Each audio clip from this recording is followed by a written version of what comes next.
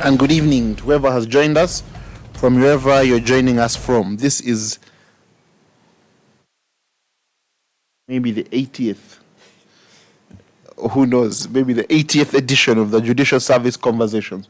And today we discuss the Bacchus, the past, the present, and the future.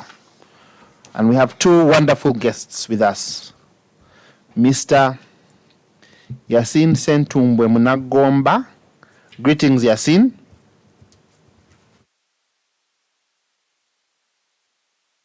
And we also have Miss Linda Ikanza Nalongo.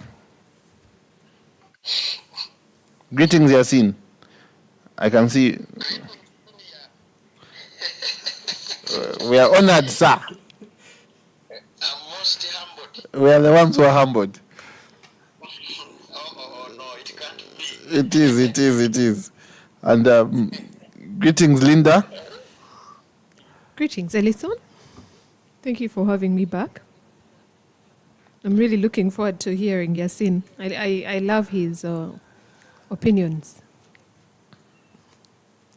Yes, you, even as we are looking forward to having Yasin, and we are very honored to have you back. Colleagues, today we discuss the Bacchus and the Law Development Center. The Law Development Center was established by an Act of Parliament in 1970. The Bacchus was started in 1972. The very first director of LDC was a gentleman called Sekandi. He was a gentleman called Francis Sekandi. Lawyers will know him from the many precedents, including the famous Katarikawe president in lands. He ended up being a justice of the Supreme Court of Uganda and wrote some really excellent decisions. He must not be confused with the former vice president of the Republic of Uganda. He never reached the high office of vice president, but he was a justice of the Supreme Court, and he was the very first director at the Law Development Center. The Bacchus, while it was established by an act in 1970, it actually began in 1972. And the first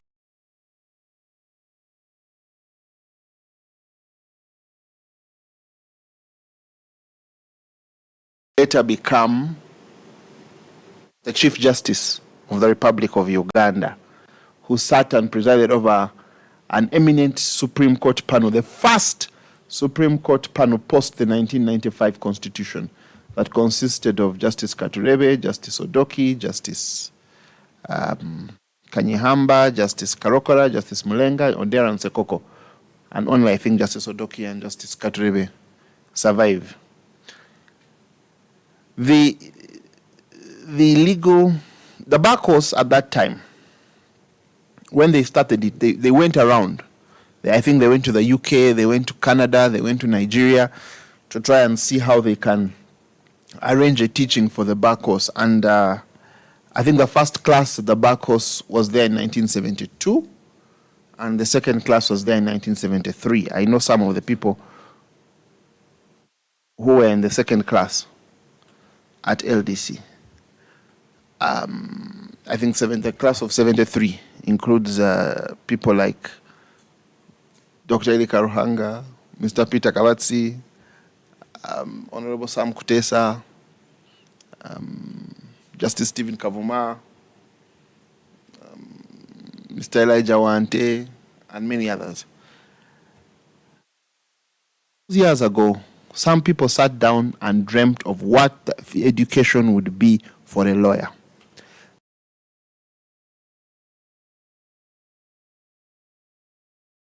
In 1970. By the late Professor Kakoza. So, there was a lot of thinking in the late 60s and early 70s about the people who would wear the robes we now inherited. And that thinking has lasted us since 1972. Today we are in 2025. And only the other day, the Attorney General of Uganda published a bill. And we shall go into that. But basically, the effect of which is to abolish the Law Development Center and make it a national legal examination center and liberalize legal education. At the heart of the debate about the propriety of Law Development Center have been our two guests. Our two guests are crucial for two particular reasons. Linda has dedicated a lot of her time to legal education, almost on a voluntary basis. Actually, on a voluntary basis. She has taught extensively, mentored and taught at LDC, handled young people, seen the challenges that the young people have at LDC, and now she has been freed from the burden of LDC, so she's able to speak with freedom, but also with a lot of wisdom, the wisdom that comes from experience. Yasin Sentumbe Munagomba has been a very strong voice for reform, if I can call him that, of the current form of legal education. And so getting these two people together, we are sure that when we exchange the ideas here, we will be able to develop a blueprint for the future. As the consultations of the bill are happening, whoever is consulting on the bill, I hope they are listening anonymously, because this is where the best ideas will ever come from. And of course, joining me as usual are my guests. And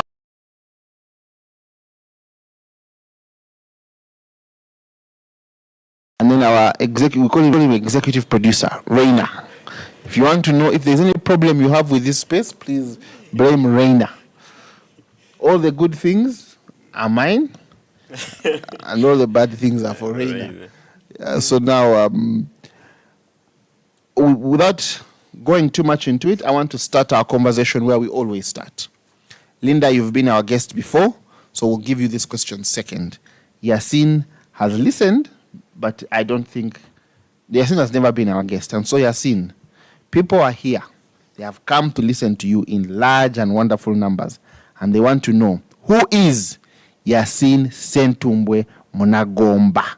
Who is this guy? What makes him tick? What makes his heart beat faster? Before we delve into these complex conversations, can you tell us about Mr. Munagomba? Thank you.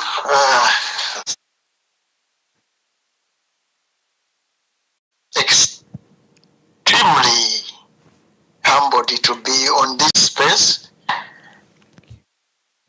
especially during a time like this when we were perhaps seeking a converts and people did not pay attention. First and foremost, before I even introduce, I bring you home greetings from the original abolitionists who are under the able-bodied leadership of Supreme Leader Zakimazese Makade. And that said, I don't want to say I am like the other person. I am me. Sentumbwe Yasin Munagomba. I am the spokesperson of the Abolition DC, and I am also the head ideology of the Radical New Bar, still under the stewardship of Supreme Leader Makade. I am an advocate in Uganda, and I practice with the Foundation for Human Rights Initiative. Much of my work is towards public interest works, if I may state it that way. Much of my work centers around reforms. For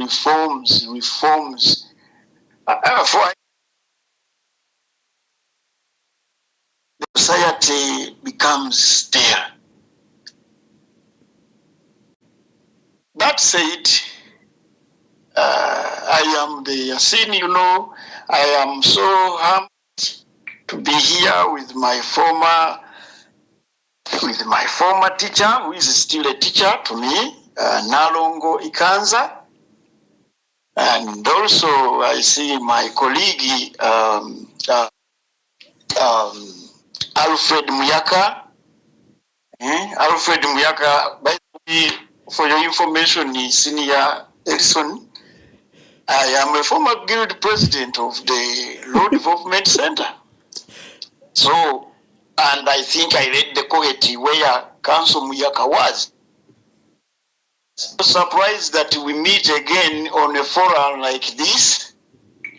And now what seemed a dream then is now coming to reality. So I think said that's who I am. I am exceedingly humbled to be here once again. And I look forward to sharing my thoughts about uncertainty become legal practitioners. You see, we say, hello, this is students, and forget that these are lawyers. So I request that while we even speak, I suggest you don't refer to any students that are in limbo, as they call them students. Please say lawyers that await to join the legal profession. These are lawyers, they are not students. And continue the reference to them as students.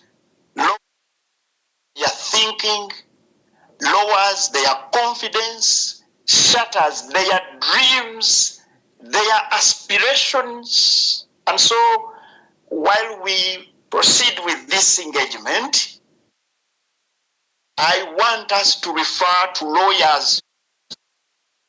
Is uncertain, has been curtailed by a few. And with those remarks, I wish to hold it there. I thank you. Welcome, Yasin. As you can see, Yasin is already firing on all cylinders. We are honored and humbled to have you again. And it is interesting to know that Yasin was a guild president of LDC. When we were inviting him here, we didn't know. And also that he was Alfred Muyaka's guild president. And I'm sure Alfred must have been his campaign manager, his voter, his cheerleader at the time. So it is no wonder the moment Yasin started speaking, I saw a very big smile on the face of Mr. Muyaka. So maybe before we go into we delve into it, Linda, over to you. I know you've told us before who you are, but many of the people who are listening now were not listening then. And people want to know who is Nalongo Linda and what makes her tick. And she keeps changing. She may have elevated who she is. Well, yes, my name is Alinda Ikanza, and I have been practicing law for the last 17 years, I believe, and 14 years in legal education. I've had the profound honor of lawyers, and I think that for me, what made it special or unique was that I didn't come from mainstream academia. I came from practice and from having received a training opportunity that pivoted my practice career, that I had such a great burden to share.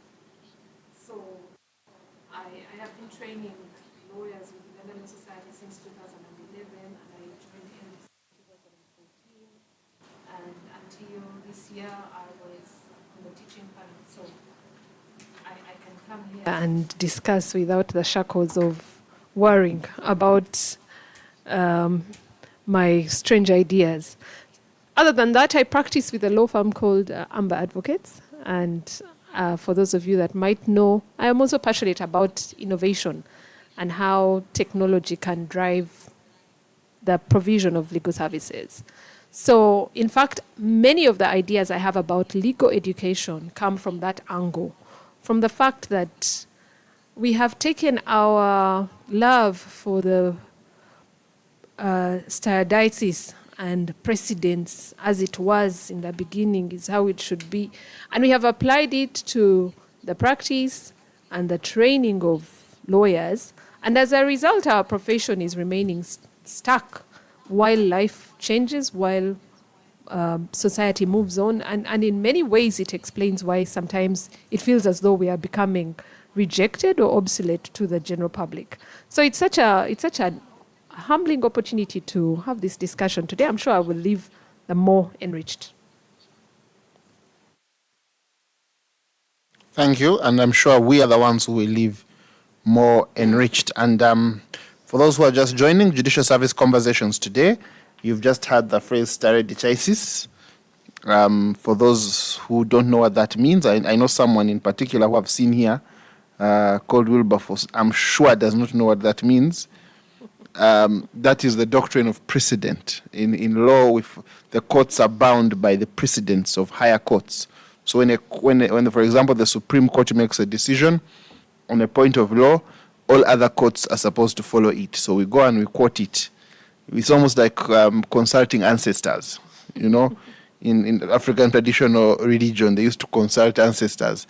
The English do it through the law that we now follow. We consult the ancestors. We say in 1991, Sekoko, Justice of blessed memory, said, and because he said it, that is how it is, and you must follow it. That is how the law is practiced. I think I'll start with you, Linda. And I think that the first question which we'll ask you is how Uganda arrived at LDC, how we arrived, but really not just in a historic sense, even in a present sense. Why for a long time the LDC model was seen as the sole gateway to the bar. So I think you gave us a little bit of the perspective in your opening remarks about how from the Gawa committee report, the recommendation for starting LDC was birthed from that report. And I think that at that particular moment, with the whole wave of independence and different countries wanting to carve out their own paths, a lot of the education was also arising to the need to meet those needs of young countries. So when you read the Gawa report, many of the ideas were, how do we Africanize civil service? Because before then, the training of lawyers was from, whether it was the University of London through the University of Dar es Salaam, or even through the different trainings that were being conducted at Namisizi Institute in Entebbe, or even the pupillage program that was under the Attorney General's chambers. You see that there were many ways to end up at the practice of law. You were not stuck with only one route, like it kind of currently is. So that's the first driving route. How do we get lawyers who are alive to the needs of our African journeys? Now, in 1995, when the next major shift in how LDC is perceived, or the role it plays, we have the Odochi Committee. And there, the drive was more liberalization of education. So that's where you see universities being allowed to offer the LLB program. And then, where the burden to ensure that every university produced a certain quality of a lawyer, in the need to try and contain that quality control, the universities are liberalized, but LDC monopoly remains. So in a way, you see that there's a reformation that this time is driven more towards the, shall I say, the service providers, but not the market. And the only thing that they care about on the market side is how do we control the quality. And I think that that's where you see a clear pursuit of the needs of the market in 1971 changing more to regulating the provision of legal education in 1995. And to answer your question clearly, that's how we end up with LDC as a sole gateway. The universities have been liberalized, who will still guarantee to us that we have a good product. Something that I think from our conversation today we should realize was almost unfair or a tall order on one institution.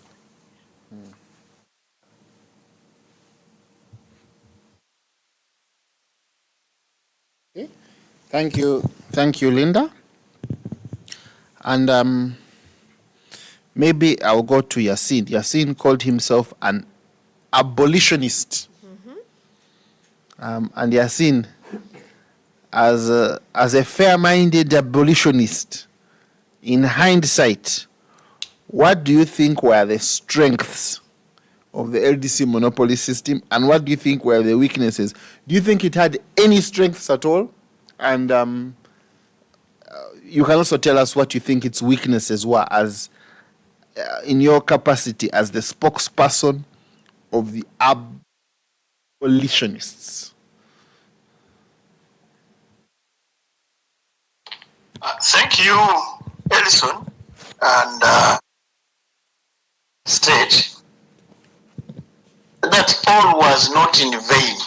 And I will use a simple example that even a dead clock is right once a day. You get? Twice. Therefore, together? Yes, it's correct twice a day. If it is correct at midday, it's also correct at midnight. Yes. So we cannot say that the establishment of LDC was or is completely in vain. But I want us to, while we think about this, we can ask, what does LDC do beyond teaching lawyers to become practicing lawyers?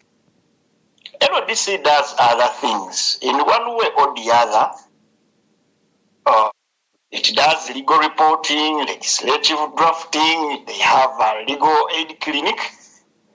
Beyond teaching we see, beyond the teaching we see. And so, those alone decided to be strengths that as a statutory body was established for purposes of that nature. And when it comes to, I will refer to my statement that a dead clock is correct twice a day. There was formal regulation. The regulation then was worth it in the market, given the demands of the society. They were seeking public officers, they were seeking magistrates, they were seeking. So you find that the times of the day then befitted the purpose. But as we talk, it's far way beyond the purpose for which that entity was established. I can, when you look at regulating standards, maybe we say they wanted to regulate, to have one form of standard. We say if we are to review study where we are having a monopoly and where we are having a liberalized system in other jurisdictions. Since 1970, 1972, have we done a comparative study and have a comprehensive report that addresses the said standard? We may not have had it. Be it as it may, even if we have it, are we better than those that have not maintained the monopoly? And when I look at the failure to review the establishment, that itself amounts to a weakness of this entity. World over, except a certain few African countries, Ghana, Kenya, Zambia, Malawi, most countries, most common law countries have done away with the so-called postgraduate diplomaism. People are hands-on.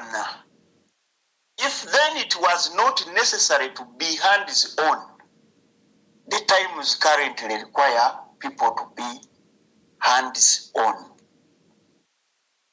I think with that, maybe we can have a further discussion. Thank you.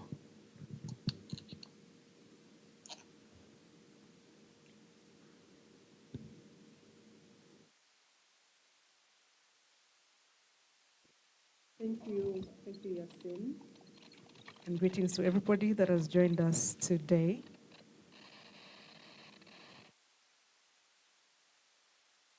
Okay, sorry about that. Thank you, Yasin, for that. Thank you for that, and thank you for everybody that has decided to join the Judicial Service Conversations this evening. So I would like to, in continuation of the same conversation that is going on, we've talked about some of the weaknesses and the strength in hindsight, and they say that everything has a good side and a bad side to it. So in that context, I would like to pass this on to Council Alinda. Do you think that the original vision, as you've stated from the start, was ever fully realized, or do you think over time it's been taken over by circumstances? What could you say to that? And maybe we can take it back to you, Yasin, and see what you have to say to that. Thank you.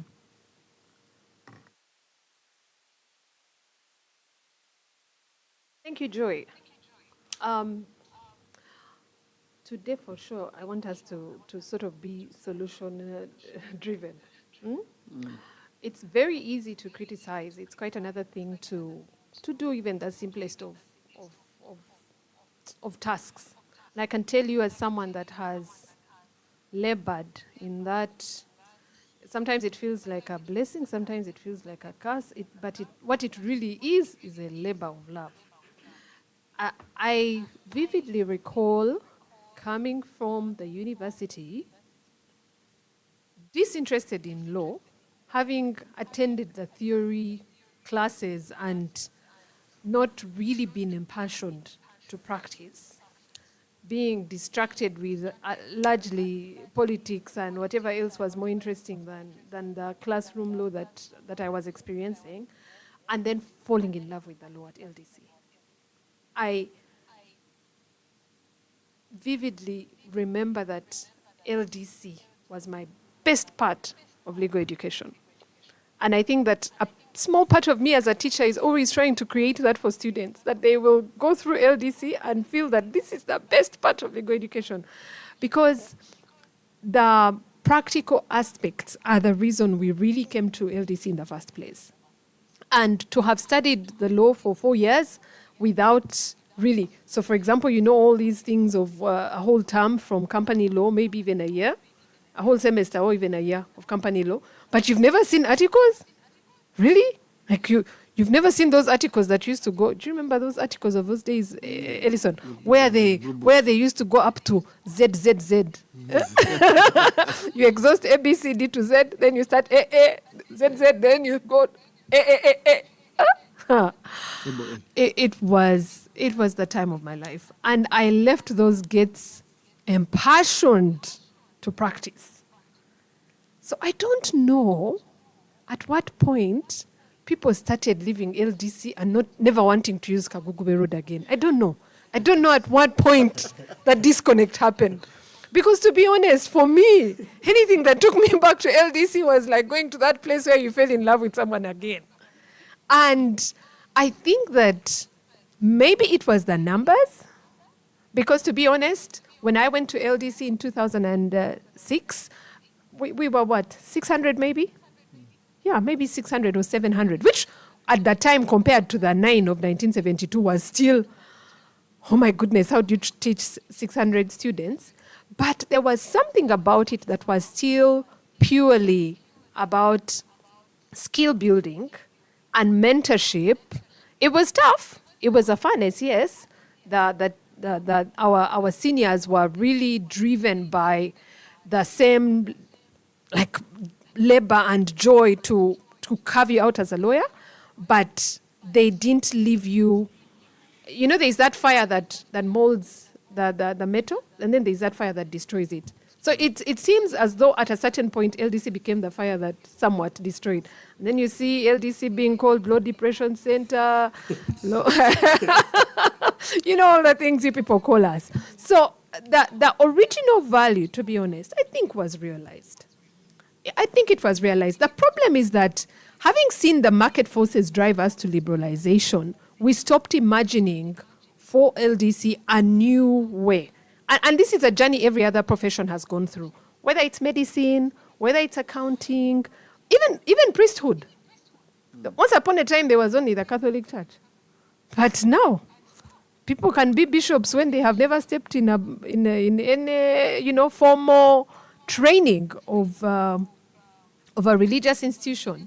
So I think that, yes, honestly, it was realized. But, and for me, I blame us as a bar. Someone needed to keep envisioning a new future for it, and somewhere along the way, we got comfortable. And now we have something that many of us don't recognize the value of anymore.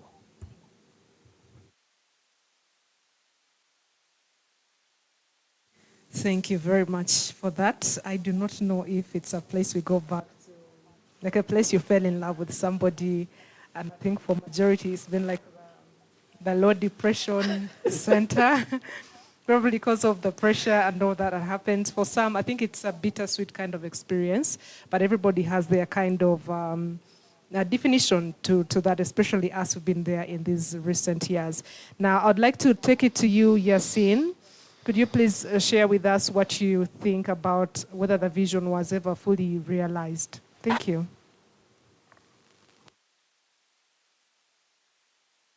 Anyway, thank you, Joy. Well, I like what stated here. Narongo. And let's be solution driven. And that's the way to go. Whether the vision was realized or not, NODC wrote a paper saying we can no longer afford to do what we were established to do.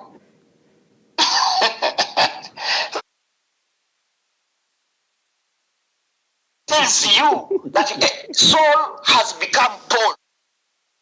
The confession from LDC actually does not require me to discuss whether or not the vision was realized. But is it still what the times require of us to continue with? You imagine, if we had legal practitioners without a law school in a country, can we take time and think about the times when we had legal practitioners appearing before Saudo Udomas, and we had no law school in the entire country? And right now we have numerous law schools accredited, but when lawyers leave these schools, they are said not to be fit to practice what they went for in the law school for 4 years. Are we reasonable enough that we live in the 1972 days? We are in 2025. You imagine in this day that lawyers still still celebrate when Senior Counsel Semakade comes up and say we are having technology for lawyers. LDC devised the means to say we are AI based. Have universities done what students must have? I want to go on the order established by by Nalongo. If we are to get solutions, really, how do you go to a law school and the law school is referring you to DC? Why did I come to law school? Because I remember vividly the critical questions I used to ask my lecturers. And actually, that's why I embarked on the abolition of LDC immediately after my exams. Because I was in a university, before me would never dare to do something that was going to be done at LDC. And so I left university like a box that needed to be filled at LDC. This is a question of morality in one way or the other, or accountability. That yes, we may even blame LDC, but have universities done enough to equip students to fit the current demand? Well, as the abolitionists, we believe that LDC is suited for being an examination center. When UNEB is examining students, it never asks questions. Whether children in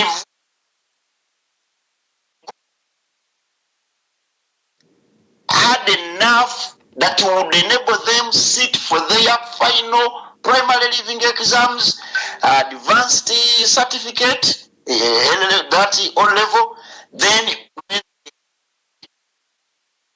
it's worth for them to be able to sit their advanced level.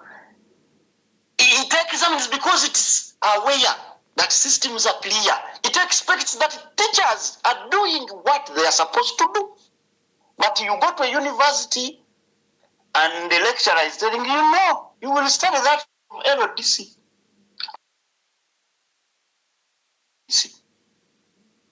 That's why people leave universities in the eyes of the public while they are on the streets. They are called students, having studied for 4 years.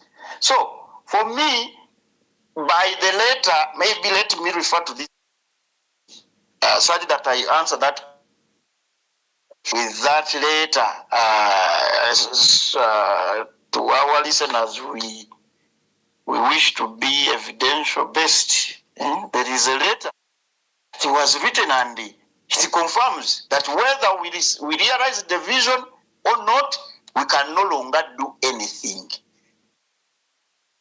Just share this paper. Sorry, I just needed to get it. That's the letter you call the confession. So we no longer have to debate.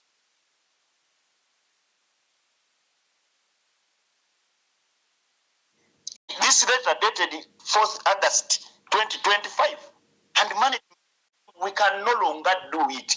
So we need not to discuss the issues of realizing the vision.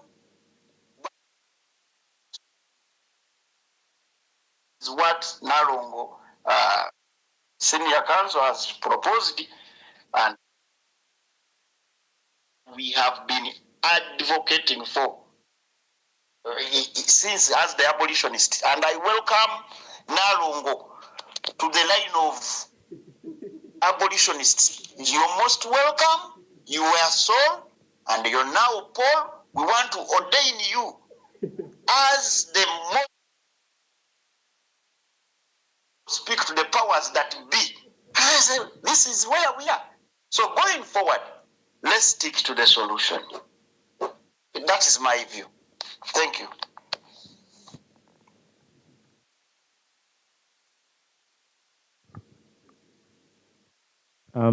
Yasin, I don't know.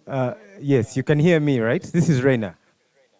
Yes, please. Yes, I would like to be. I see this is a debate of only the opposers, but I want to sit here on the side of the proposers. I want to first read to you some background as to how the institution came to be established. I don't know whether you've heard of what they called the Goa Committee, which was established in 1968. So it was established, yes, it was established by the Attorney General of Uganda during the post-independence era. And it was established under the Attorney General of Uganda during the post-independence era under President Milton Obote's first administration. That was 62 to 71. And during this period, the history that we've read is that it was marked by efforts to Africanize Uganda's institutions, including the legal system, to align with the national priorities following independence from colonial rule in 1962. The committee was tasked with reviewing the state of the legal education in Uganda, particularly in light of the previous LDC, which was Nsamizi Law School, which had been established in 1961. And the law school was at the time training what you'd say were African judges, trying to put them in line with the legal education at the time. So it was in effect as if trying to promote the little amount of information that we had on legal systems at the time. And one of the purposes that it was brought up to make was, one, to work on professional training. At the time, a law degree, which was obtained from Makerere University or any other foreign institution, at the time it was just Makerere University, it was considered sufficient for many legal roles in government. However, private practice required additional professional training, which the Nsamizi Law School only partially addressed. So the Goa Committee aimed to establish a framework for comprehensive professional legal education. And institutional reform. The committee evaluated the role of the law school at the time and recommended its transformation into a more robust institution capable of providing practical legal training. The key word here being practical, research and community legal services. So there were about 5 recommendations that were made, and I would like to read them out to you. So one was the creation of a new institution. That's where you get the Law Development Center. I would like to reiterate that, the Law Development Center in 1970. And then from there, you established the postgraduate diploma in legal practice. This was a mandatory bar course to train law graduates for legal practice, ensuring they had practical skills for advocacy, drafting, and litigation. Ideally, this became the cornerstone of what we know LDC to be. But LDC does more than that. It also does training for non-lawyers. The inclusion of programs like the Diploma in Law to equip non-lawyers, like the police officers, government officials, local administrators, and now many other business units that require this as an additional training, with basic legal knowledge to support justice administration. Then you have legal research and publications. As you know, a huge part of our work revolves around legal research, which many of us can't do on our own and publish. So the center was there to do that. And lastly, community legal services. The promotion of access to justice through legal aid and community outreach. So there was a time when the Nsamizi Law School was also deemed to be insufficient. And that's how the Law Development Center came to be. So let's not look at it like this institution came to exist for no reason, or came to provide some sort of bias or complete negativity to every student who was involved in the legal sector. It appears to me that a solution arose at the time, which was that you should increase the practical training of these individuals who are being brought up through the Africanization of the legal system. That's why you had like the first law school, I believe, the first law school graduates that were purely Ugandan were around 1971. And the first law school graduates that were admitted into LDC were 1972. And at the time, the government was offering bursaries and scholarships to these students who are coming from MOOC and automatically going to LDC. So it appears that the system at the time was actually working. But what has happened is, because of the history that Uganda suffered perhaps between 1970 and 1986, there was a lag in the development of that particular institution. And as a result of the development of that particular institution stagnating, the institution was only able to revive itself maybe around the 2000s, when the numbers were now just rising once again. And then now you've come across a number, I think around like 2006, there were probably close to about 150 law students, if I remember correctly, who are now entering LDC. And then around 2023, there were over 1,500. Now last year, I'm told there were about 3,000 people who are enrolled as advocates alone. So I don't think the problem is the institution and what the institution stood for. I believe the problem is our failure to adapt to this institution. I humbly submit, sir. So, Yasin, you've had the Reina saying that it was a good thing. He has not addressed the confession, but maybe we'll give you a minute or two before we get to Linda to make a response. Thank you. Thank you. Son, made it clear that even a dead clock right away. So this is something, and I don't want to say much because we are now headed for uncertainty. In any case, okay, 1968 recommendation. Have these recommendations ever been reviewed? We must ask ourselves. Because if there were about in the city, how many law firms do we have at the 2, I want to pay utmost respect Ugandan rule of law champion called Malema Vilisi. It is so many of our communities that we do not cherish talents, that we do not cherish hard work. You know, that's why you can go and study for 4 years, but 9 months make you nothing. 9 months, you're seemingly nothing. To be realistic, if we are to weigh in, when you look at a man like Mavirizi, Malema Wanukakasimu, he has never been to the law development. He has practiced from the lowest court. He's in the magistrates' court, in the high court, in the Court of Appeal, in the Supreme Court, in the Constitutional Court, in the East African Court. If such a living example cannot spark, such a living example, you see, we have been blessed to live in the days of Malema Vilisi. And this must actually tell that people can actually become practitioners without going. If we cannot emulate the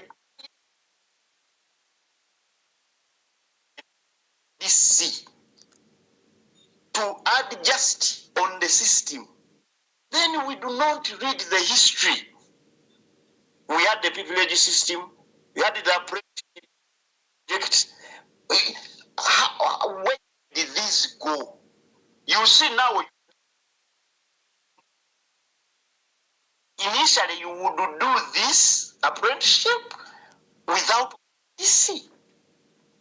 You see, we need to increase labor deficiencies between a certain period or a certain age. If you're telling me that said LDC cannot continue, and I said earlier, LDC can continue with other public functions. Those functions are paid for.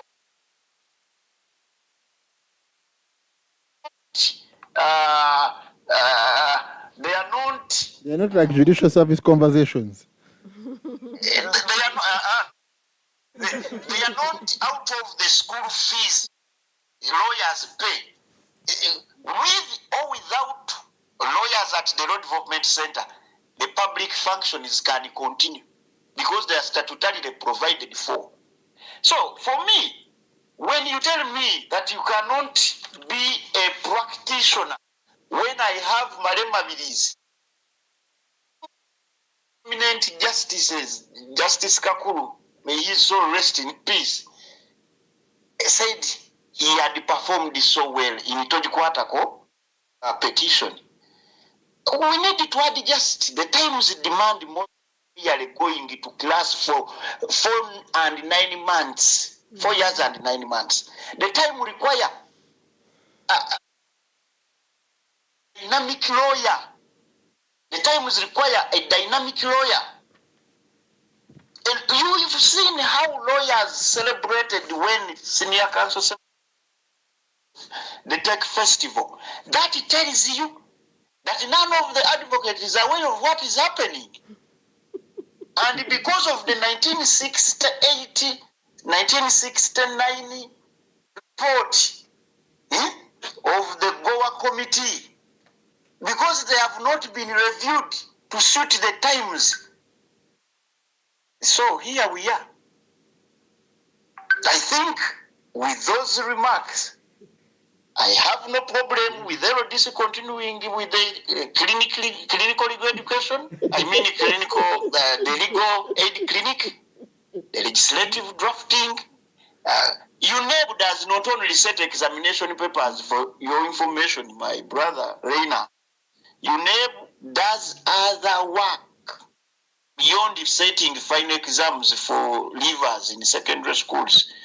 So when we talk about liberalizing, you're liberalizing the universities, but the one who is to accommodate what the university use, he's so monopoly in nature. And with this confession, we need to read everything bearing in mind of the confession that whether or you don't support, the man whom you want to maintain is saying, I can no longer. I beg to submit. Thank you so much, Yasin. If you're just joining us, we are having a very lively conversation on the Judicial Service Conversations. We're talking about the bar course and its future. I'm the future lawyer in Uganda. We are joined by Yasin Sentumbe Munagomba and Linda Ikanza. We are with Alfred Muyaka and Joy Mbabazi. And apologies from Mercy Chemutai Makabai. Linda, maybe just before we go to Alf, maybe Linda, you can make a response as well to Yasin. Yasin, I've seen a message here from a lawyer telling me that with regard to Mr. Mavirizi, that actually he's a vexatious litigant. I've seen a message here from a lawyer, but we shall come into that later. But I think, Linda, over to you. Maybe a quick response to Reina. I think that to answer Rena's question, were the objectives of the first Goa committee fully materialized? Like when you look at the practice of law, maybe local government was Africanized, maybe politics was Africanized, but was the practice of law Africanized? What I get is that we had a copy and paste of whatever was happening in England, and we brought it here. And since then, we have had a disconnect between what our general society perceives as the most pertinent solutions to their legal problems and what we learn.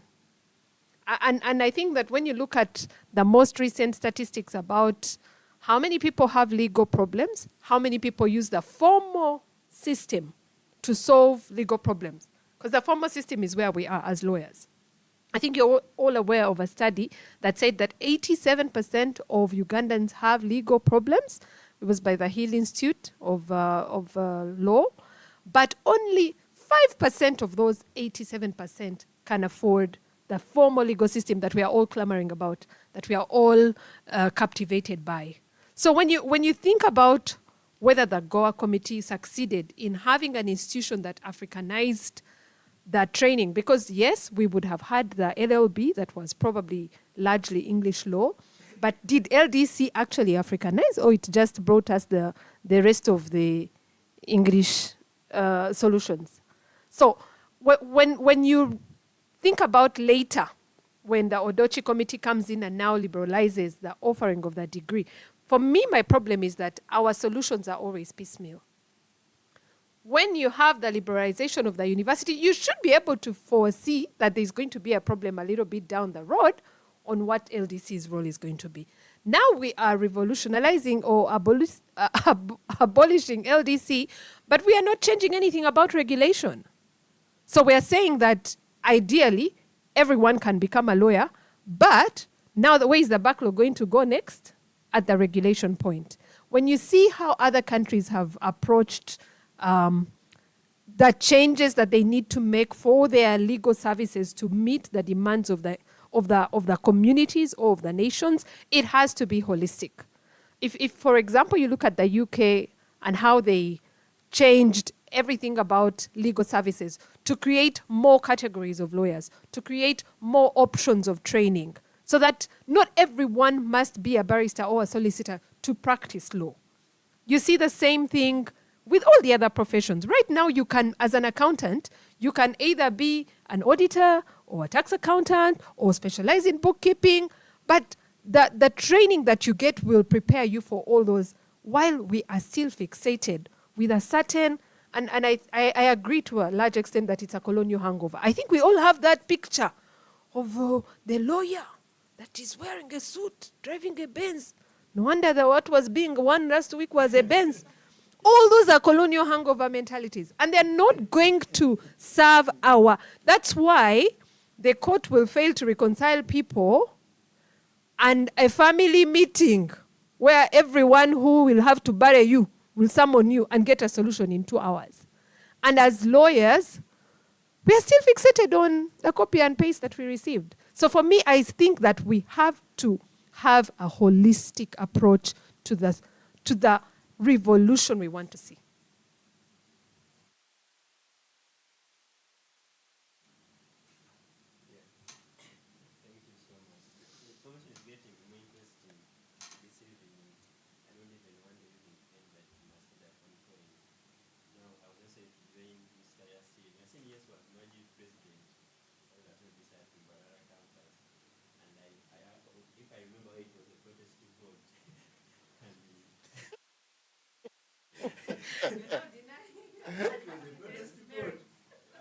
Person we won against, which I won't reveal here, but he knows himself.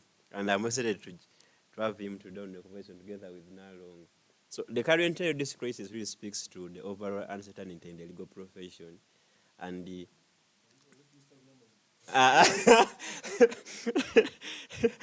but I think the person was from the same region where I must be coming from.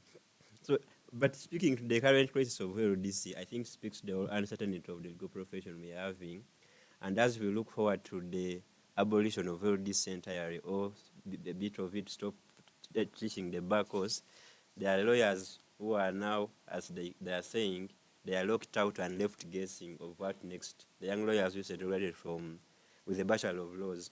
You see, while LDC was still conducting pre-entry exams, at least young lawyers who had graduated from law school had certainty of what to do next. They knew, I'm finishing this month, I'll go to do pre-entry exams, I join. I think we knew by September I would be joining.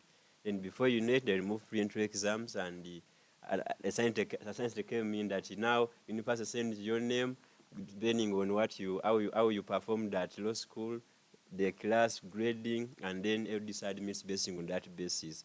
and ancestors started from that point, with others being admitted, then others being pushed the next year, others left there guessing.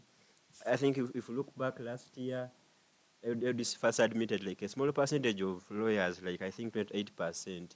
Then after too much month of uncertainty and lobbying there and then, and having several conversations involving the agent and everyone, all the stakeholders, then most students were admitted. Now, currently, the lawyers who graduated this year don't know what next, whether they are joining LDC soon or when, whether they're even going to do pre-entry exams, or I think they know at least that bit of they must do pre-entry exams, but they don't know when they are going to do the pre-entry exams. As one of them said, Calvin Obita, I think in one of his articles, that they are locked out and left guessing.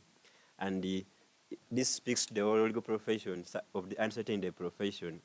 So this brings me to the question of, I think this should go to Madam Nalongo Ikanza from her 14 years of teaching. Like, does the current admission crisis or bottlenecks at LDC, pending its abolition overall, or maybe from stopping it from teaching the backwards, has left hundreds of graduates stranded, as they say, they are left stranded and guessing at what next. My question is, do you think that, does this crisis tell us the whole state of legal education today in Uganda? Like, does it present the state of legal education in Uganda? What does it speak about it?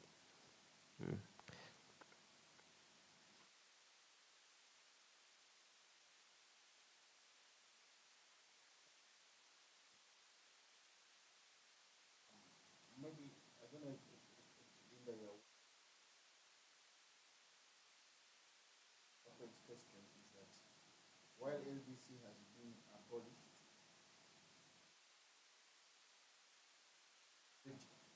literally, there are people who have finished law school right now. There's no law about where they can go. They can't end up practicing law. They're in a state of legal purgatory. I don't know if that's the correct position. That's what I understood from Alfred. I don't know Yes. if that's the condition. And yeah, I think that is it.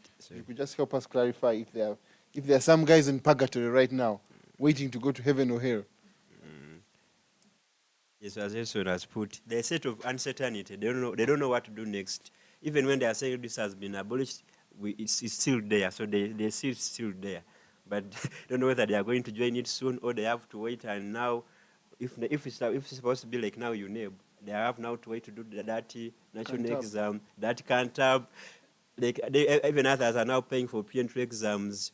Revision is for pre-entry exams, but they don't know when they're even going to happen. So the indati as purgatory, in between purgatory and heaven, as Elson has put it. But does this speak to the overall current state of legal education in Uganda today? I think that's the question. Thank you. I don't think that it's only those lawyers who have graduated from law school and are still uncertain about what next for LDC. But what about the legal purgatory of all those lawyers who finished LDC but are being told to capitalize advocate, make enrollment single L?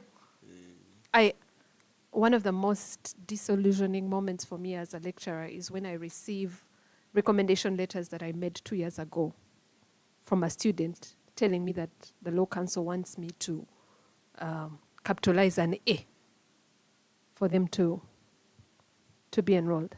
Like, I think about all the nights, the sleepless nights I spent as a teacher, the ones the students spent, the family that invested in this child's education, and I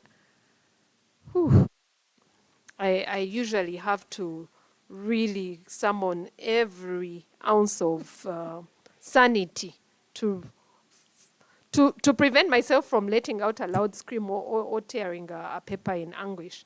So that purgatory actually exists, not just for the students who don't know what next for LDC, But from all the other bottlenecks that have been created by We call them lawyers. and I agree completely with Yasin. And I'm one of those greatest advocates for them being called lawyers. I rarely refer to them, even at the center, as students, because they are lawyers. And when you think about it, the students that they joined with the university to do accounting courses are probably in middle management positions by that point. Huh? They're already trying to become partners in the firms where they joined, while someone is still trying to leave LDC and is going to take another 2 years trying to enroll. And sometimes I wonder whether it's because we are either cynical or far removed from the realities of what it means to earn a living. Why do we allow these things to be normalized?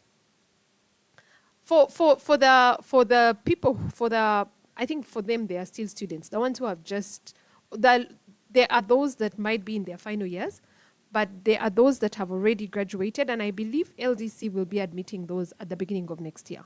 Because to be honest, right now it has 2 intakes that it's trying to clear out. And I can tell you as a teacher that has taught 2 intakes, not once, not twice, that you can actually, I watched the gray hairs on my head multiply. I watched my fellow lecturers have to wear specs. I watched others have to wear corsets to be able to keep walking and sitting from running 2 intakes. So the toll on the teaching staff when you have 2 intakes is really brutal. I genuinely understand that LDC comes from a good place when it says, let's clear out these 2 intakes and admit people next year. I think there will certainly be a time of transition, but that will not take away the purgatory that still exists, because regulation has also not been changed to address the demands of our practice. I many times wonder, what is it about the enrollment process that should keep a lawyer 2 years waiting to enroll, having gone through what we all know LDC is? What is it? What is it that prevents a student from receiving the enrollment certificate the day they graduate from LDC? Because I wonder how many people go through that, because really it's a grammatical exercise. How many people go through that letter grammatical exercise and actually are found to sincerely not be fit to enroll, having had all the other requirements met? Does it ever happen? Apart from just the inhumane insensitivity that comes out of that process, I don't see its value anymore.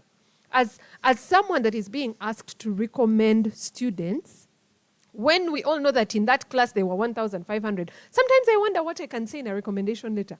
What is still relevant about that enrollment process that adds value to the quality of the lawyer that the public later experiences? You know what ends up happening? I showed up at a locus visit with one of my colleagues a few weeks ago, and the whole village knew this lawyer. And he was not an advocate. And as soon as he heard that advocates had arrived in the meeting, he immediately exited. So he met us later at the end and he said, "You people, for me, I cracked this thing. Just make sure you practice law without being an advocate. You will have more options. Now me, I can do anything. You people, you are confined to LDC's regulation." So it appears as though the regulation strips us of all the freedom to practice without necessarily creating a particular value. So to answer your question, for me, if I were a student in the practice of law, and maybe this is what we will talk about when we envision a new future for legal education, I have said to my daughters that none of them is allowed to do law because I don't want to be blamed. If they have to do law, they must do it at their own peril. Because I believe that if you are a law student right now, seeing what the state of legal education is, please, by all means, don't think about yourself as a student who will one day graduate. Start to create value from day one, so that you don't wait to earn entirely from a process that you have no control over, yet you've poured so much money and time into. And that's what we have to start rethinking. What is the equivalent of that? You know, like how SCCA students practice as accountants as they go through SCCA, as they go through CPA. Even doctors, they will treat you in the second year. They kill people. Hey, They save also. They save also. If it is your day to die, they might kill you. But they don't, this whole obsession with that particular date of either graduation or enrollment, we have to disabuse ourselves of it as the professionals stuck in this system that we have no control over. Well, I think the biggest takeaways for the law students who are in purgatory is just to start creating value for yourself as soon as you can, because we seem to have lost control over whatever is happening in the legal profession, yet we must really have control over it. Somehow, we must create a future for the young ones coming. I think now it also takes me back to one other question regarding the quality and numbers. You see, talking of pre-entry exams, which are going to be restated, one of the reasons for bringing back these exams is to regulate the numbers and the quality of lawyers. Whether or not this will be achieved is subject to debate, because just like me and Mr. Yassin, my dear president, and very many others, we never did pre-entry exams. As whether we are good quality lawyers or not, or maybe if we would have done the pre-entry exams, whether would have been regulated as well or cut down by the numbers, because it's reserved for another day. But one of the arguments for bringing them back is to regulate the numbers. And this brings me a question which I want to address to Mr. Yassin. Mr. Yassin, from your perspective, do you think the whole scenario about this or the crisis is it a problem of I think the whole crisis about the legal profession as of now, from your perspective, is the problem capacity, quality, regulation, or a mixture of all these three issues? Over to you, Mr. Yassin. I hope you got my question.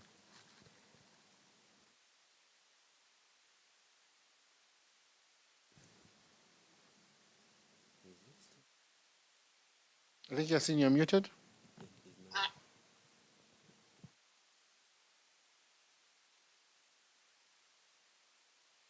I think you're still muted, Yasin. Thank you, Council Muyaka.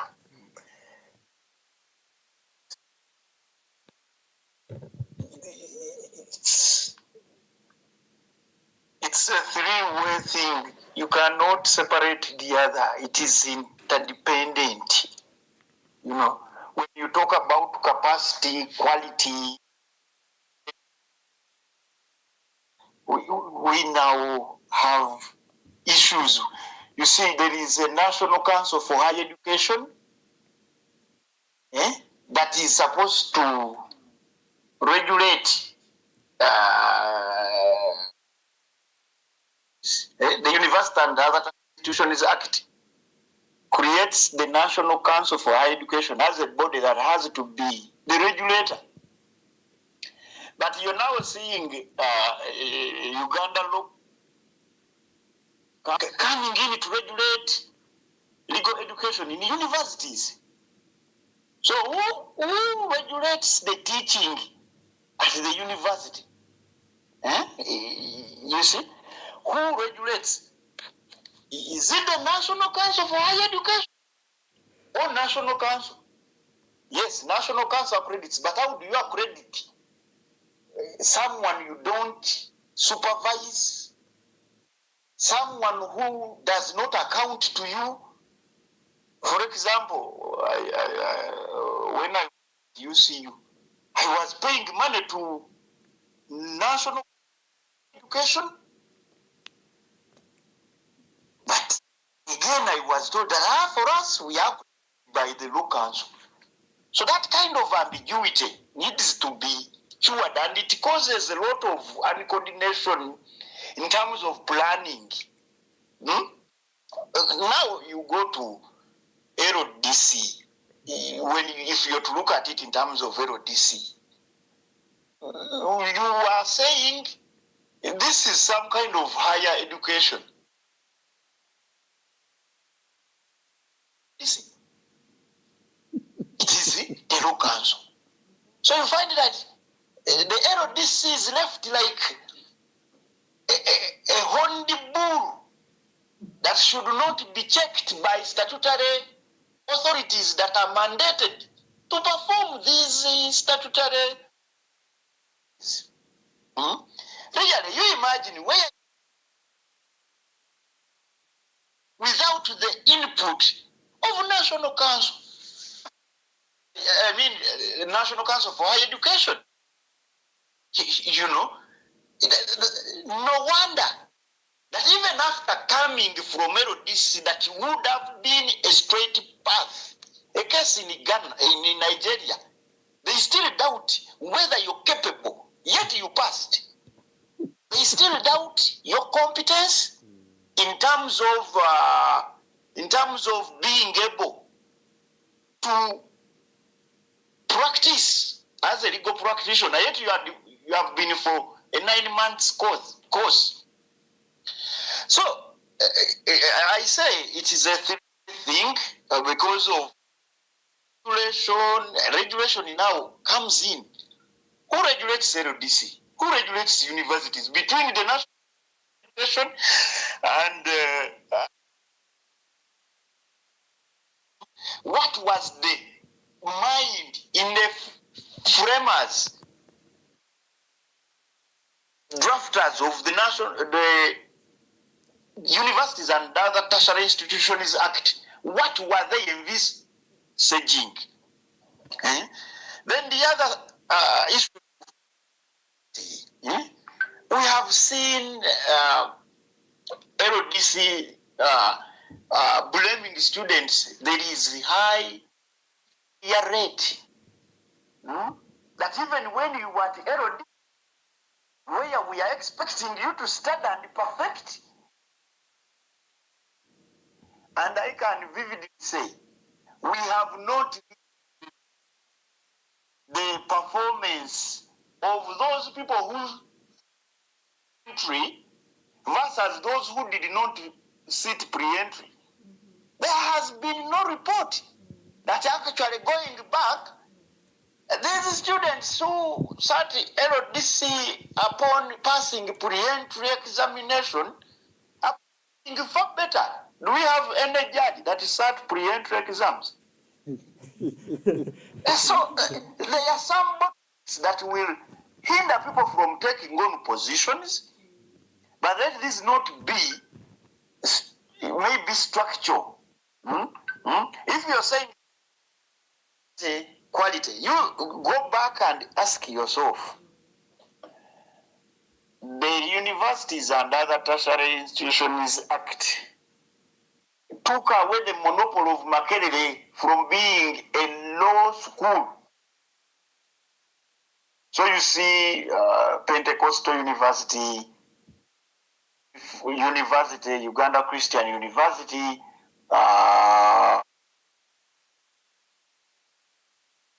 among others. The mindset of the people who Universities and Other Tertiary Institutions Act was to help the Africans were in, the Ugandans were in. That Makerere is the only school that can teach you. Read this recent case. There is a case of Pius Nwagama versus LDC. Read of Byaruhanga, Asime Byaruhanga versus the Attorney General, Law Council, LDC. The decision is here in liberalization. We liberalize it. You cannot stop students from LDC from sitting pre-entry exams. You can say you cannot admit in Nwagama. You get? So, how comes, whereas Makerere can be liberalized, LDC be liberalized? You have talked about about capacity. Right now, LDC has about Mbarara, Kampala, Lira, Mbali. But if they can confess and say we can no longer do it, when there is another university that is seeking accreditation to teach lawyers,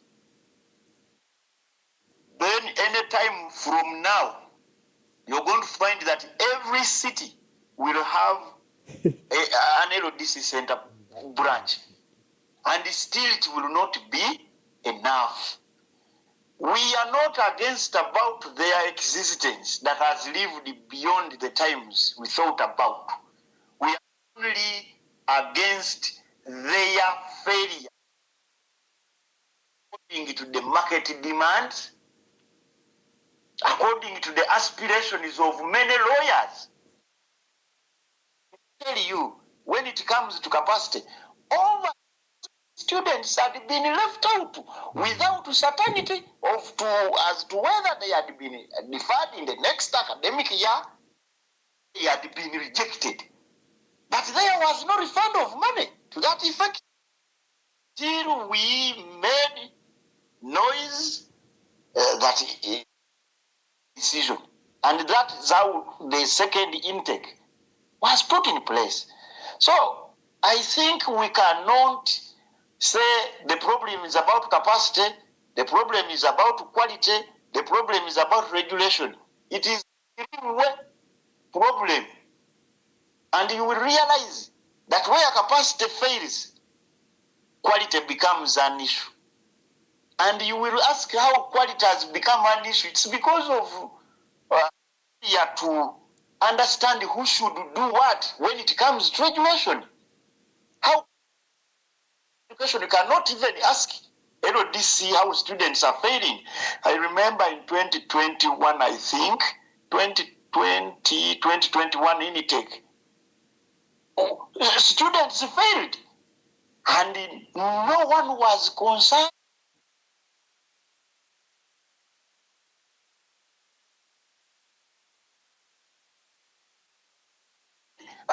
We did away with the pre-entries, but majority of these people who are sitting in law council never started pre-entries. They did not. So we needed to adjust according to times. Let me tell you, even if we have 70 centers of LODC, capacity will not be fought. Capacity will not. Because universities are producing, Ugandans are producing children. You see, if we have not reviewed a 1970 Act, we are seeking to amend the Constitution each and every day, then we are living in a shadow. Except in my country right now, where it is already dark. Here, it is still dawn, actually. It is still light. So even if power goes off here, I am able to read my material, I am able to do my work.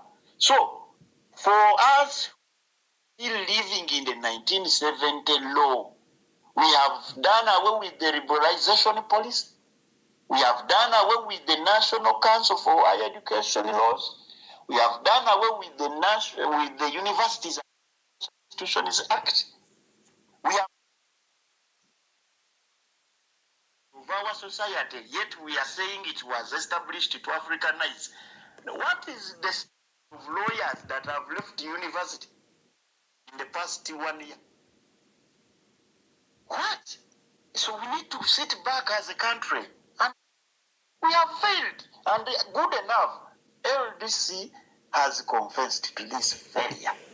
So that's my analysis, my understanding of asking council. Thank you. Thank you, Yasin.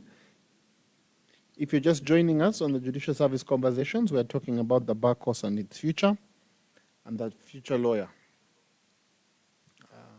and the skills that tomorrow's lawyer needs. We're going to go into that bit very shortly. We have with us none other than the very eloquent and able Mr. Yasin Sentumbwe Munagomba and Linda Ikanza. Linda has been a legal trainer since 2014, she's told us, has been doing the trial advocacy since 2011. Linda, I'll go to you. And this question is,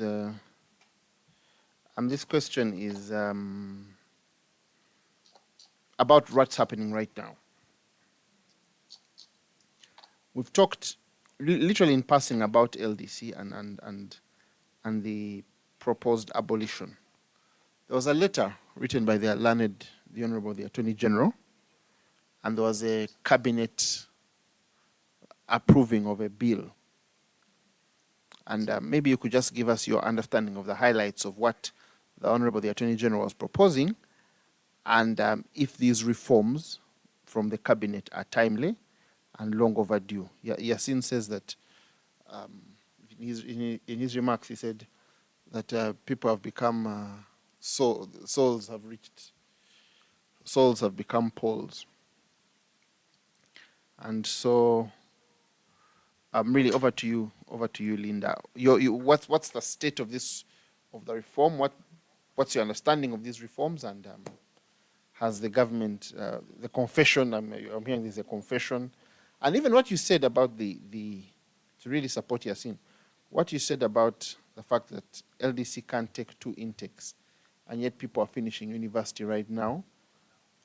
Maybe that's also another confession. So maybe you could just take us into the reforms. I don't know if I'm best placed to speak about the reforms, but we have the national as the bill that is being proposed. It seeks to establish the National Legal Examination Center, and that center then provides centralized functions that standardize the examination of lawyers without burdening LDC with the teaching. Now, there's something that Yasin said earlier on, that who holds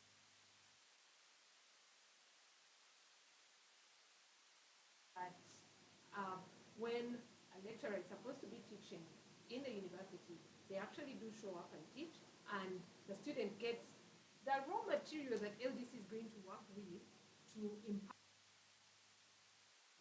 training. I can tell you that over the years,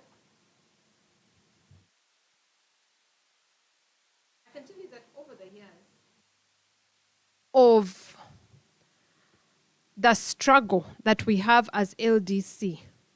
First of all, the duration of LDC is supposed to be 9 months. So think about 9 months to put into practice what someone studied over 4 years. It was always a tall order. And I think that that's why for some of the experiences that you hear from LDCs that it's crashing, is that it's not the furnace that molds you, it's the furnace that crushes you. Because, for example, where you will study something for a term, at LDC it will probably be an hour. Is it realistic to keep LDC having to conduct both the teaching and the examination? My most stressful times as a teacher is when I have to mark exams while still teaching. To be honest, okay, marking is already the curse of teaching, but nonetheless, yes, when you are marking is when you remind yourself, you check again that contract, when is it expiring, and you make your family all kinds of promises about this bad decision that you made. But for LDC to be expected to do both those things, honestly, is in 9 months. Do you ever really think about what happens in those 9 months? Because those 9 months might stop for the student, but they continue for the institution. And when you talk to most LDC students, they actually have no bad experience with the actual teaching in class, to be honest. I hope you can bear me out. Sometimes, okay, yes, of course, bad teachers happen all the time. But the biggest frustration with LDC is on the exam management, is on the feedback and processes that come from the frustration of having to both teach and manage an examination process that has been going on for 9 months. Because remember, LDC's examination is not like the UNEB one, where you just come at the end of the year and sit an exam. There are IAs that are every week. There are end-of-term exams. There are oral exams. There are final exams. There's always an exam going on. Someone must mark that exam. Someone must capture those marks. Someone must take all that. So it's not realistic for that to happen together with the teaching. And a lot of the pain for LDC's clients comes from the fusion of those roles. So I think that what the Land Attorney General is trying to do is to say, can we have the universities really do the teaching? And it's not a model that is alien in other parts of the world. I think that for the US, that's what happens. You have universities training and preparing their students. Sometimes the student can learn on their own, or the student can be supported to prepare for the bar exam. And that's exactly what we're trying to do now. Let the law schools carry the full weight of the teaching requirement. Let LDC concentrate on examining and having a standard process of really making sure that the law schools did their part. I don't think it's a bad proposal. Maybe the fear, or what everyone would prefer, is for it to be still done alongside LDC nonetheless teaching. But to be honest, as a former teacher, I don't think it's realistically possible. So for me, I believe that as a bar, we can play the role that holds the law schools accountable. We are the consumers of the final product. By the way, the final product is not consumed by law counsel or by, anyone else except us who hire the people. And that's why you find that, again, going back to the American version that we are trying to probably learn from, or I don't want to say copy from, but mold from, you see an active role of the American Bar Association in rating universities, in consumer protection for students. For example, students know the ratings of how universities do in the bar exam, and they use that knowledge to choose which law school they want to go to. You see, that gives a certain level of consumer protection to the poor law student who is going to end up in a school that doesn't prepare them for the final part of the journey that ensures they get to reap their fruit. So I think that if LDC is evolving, rather than sit here and judge whether it's fine, whether it will work, whether it will not, we probably need to take a more active role as the bar that consumes these products.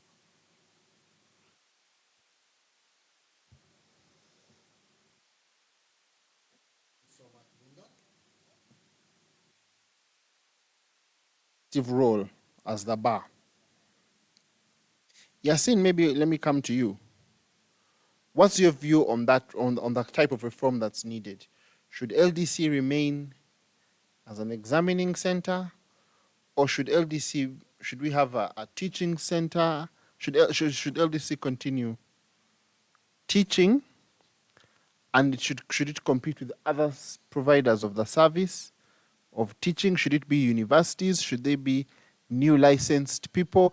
As the abolitionists, what after the death and burial of LDC, what was the abolitionists' vision?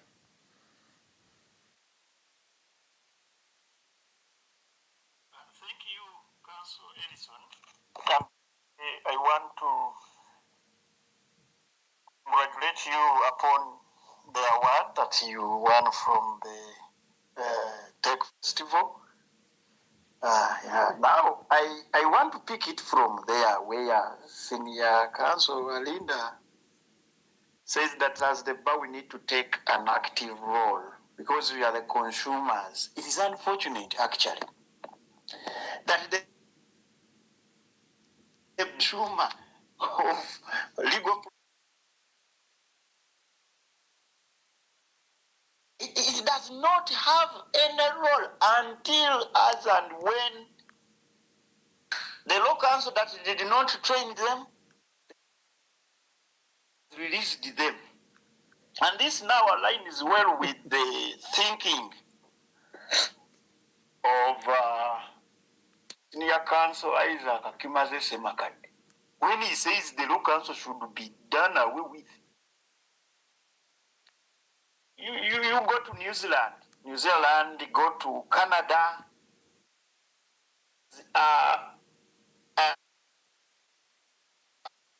brought to the bar by their respective law societies. In Canada, provinces even. In New Zealand, people province, the society in that area is the one that initiates you to lead.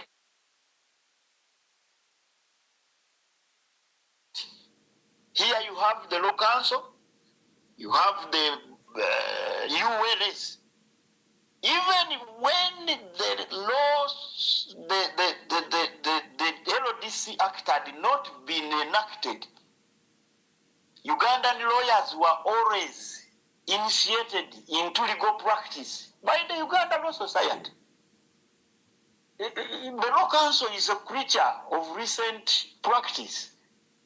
Where is Law Society in the lives of advocates prior to their coming to the bar? For it welcomes, contains, manage, but it has no input in them. When you look at a country like Malawi, actually in Malawi, the bar exams are set by the Law Society of Malawi.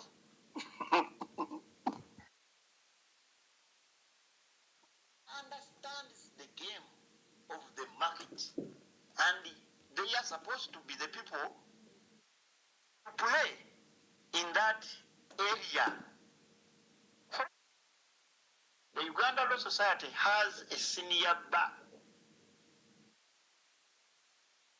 Input in how LODC conducts business, in how the Law Council conducts business on advocates, but it organizes continuous legal education programs.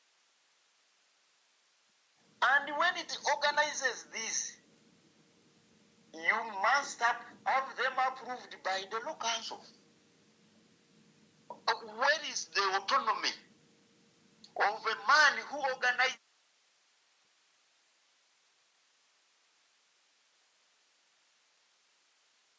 He does not initiate me into the legal practice. He organizes only sessions. He does not even get to say, this is what happened after attending the session. So I think this way we also need to have, after Sovero DC, I think the next spears shall be projected towards Law Council. You see, our people fear, hey, you're talking about Law Council. What does Law Council play in your life as an advocate? What? You know? And I think going forward,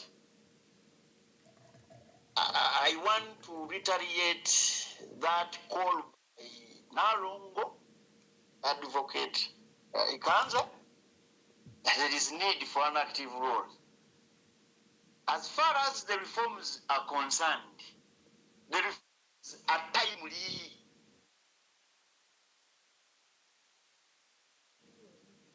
We delayed the reforms, shouldn't even actually be a matter of public debate. They have been implemented yesterday because when you subject a woman who is ready for birth to contraceptives, we are giving a ready to give birth woman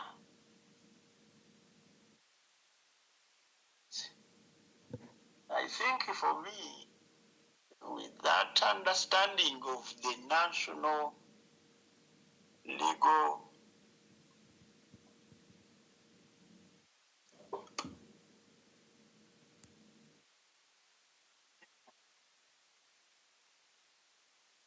become the utmost, most befitting solution to our problems. It will bring in so many other stakeholders that have more interest in the legal profession than those who merely receive money. If you have no law society input in the making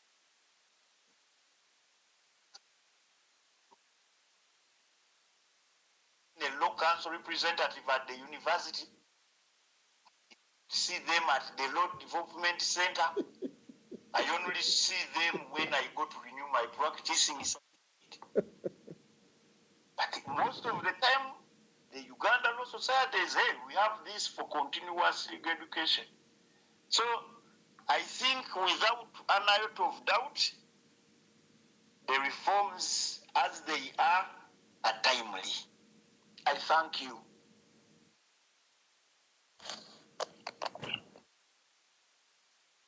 You, Council Yassin, for that very vocal article. We appreciate you, and to everybody that is. Thank you, Council Yassin, for that very vocal, you must say. And we also want to appreciate everybody that is joining us this evening for the Judicial Service Conversations as we talk about the bar course and its future. Now, but you, Council Ikanza, you mentioned earlier about the need for a young lawyer and an upcoming one, or the students, if I might add, to create value for themselves right from the start without necessarily waiting for all the enrollment and the chaos that comes with that, but to start from the grassroots. Now, I'd like to, if we are to project in the future, what skills and competencies do you think a Ugandan lawyer should possess in order to fit in for that future that we are envisioning or looking at? Thank you.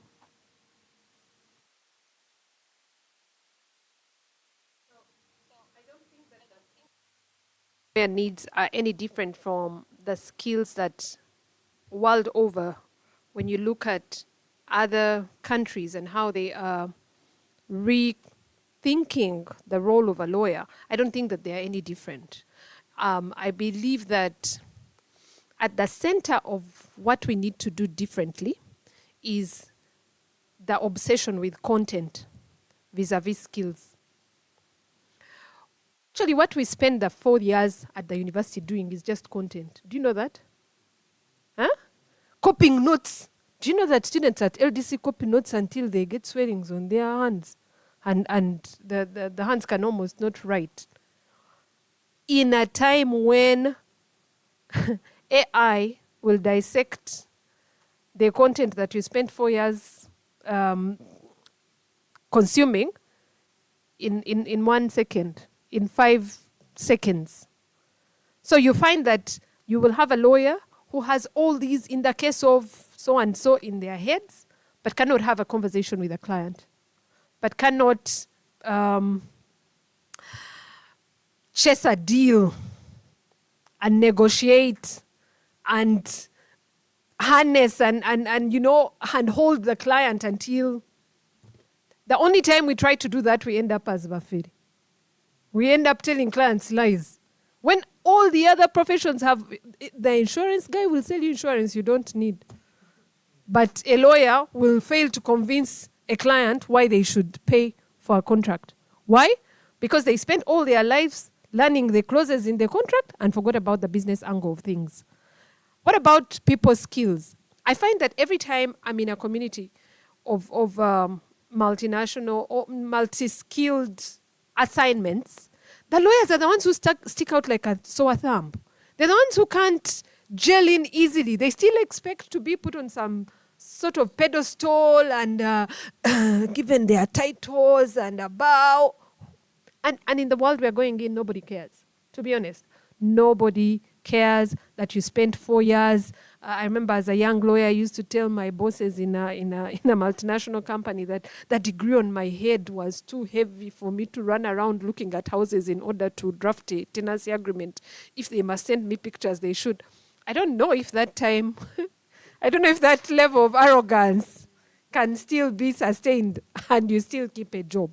Because I have found that in the world that we're going in, we need new pathways in how we deliver the content that we need so that we concentrate on the skilling. When you think about, for example, some of the things that are the most painful for law students, sorry, not law students, lawyers at LDC, a lot of it is the time pressure that comes from having to consume so much in a very short time and not having the skills to prioritize or to, maintain your cool under pressure. And yet that is the normal life of a lawyer in practice. Normal. If you cannot be able to have 1 million tabs open in your head and still look at a client and make them believe that you're only thinking about them, you're probably not going to crack that deal sooner than you might. So you'll end up selling to them horses in winter, pretending that they can fly and do all these things that they actually can't, when actually what it is just a sales skill, it's just a writing skill, it's just a negotiation skill, it's just a leadership skill. I think that we've obsessed with content long enough. We need to turn to the skilling.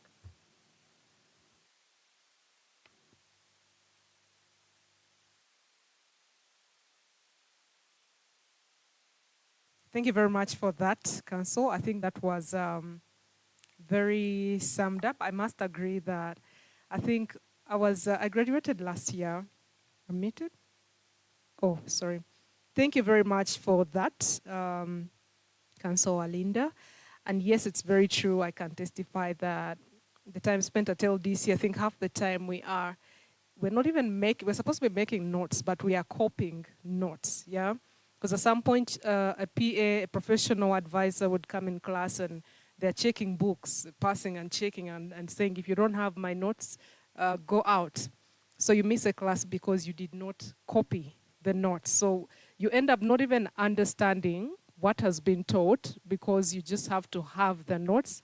And this is a lot of work. And then you have an IA on Friday. So it's really, really a bit crazy, but I hear what you're saying. And I think it gets back to the regulations, like you said.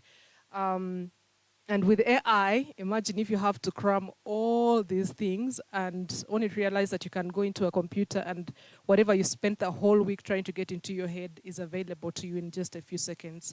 I think we need to change that, and it gets back to having our minds ready and not losing ourselves and following what's happening and what's changing around us. Now, I would like to take it back to you, Council Yasin. I would like you to share with us how you've talked about reforms. So I want to push it back to you and ask and find out from you, how can these reforms that we're talking about in regards to the bar course prepare lawyers for the realities of practice in terms of technology, in terms of globalization, cross-border disputes, corporate advisory work, and etc., as well as the human rights challenges? Over to you, Council. Thank you.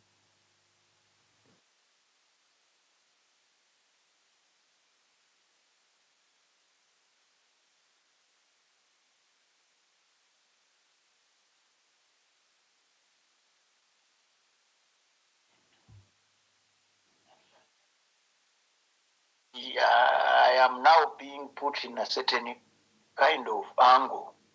Why are you still referring to the back course? I am sorry.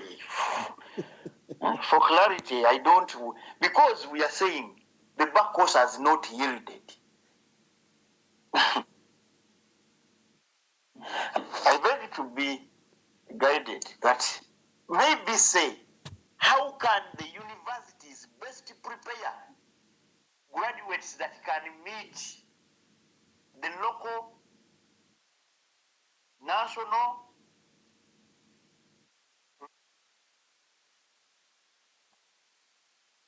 from a lawyer? Leave this thing of here we are injecting a dead body. I don't want to discuss this. For me, I will leave it. I will not discuss how the back course can prepare. Maybe for those that are there, fate has fallen them. They are still there, but we hope they will change. To ask, and I go back, how accountable are we when it comes to universities teaching law? university is giving us enough to sustain us. You ask yourself. Sits in a family meeting, a dispute. In Kampala, they want to go up to the Supreme Court. You know, how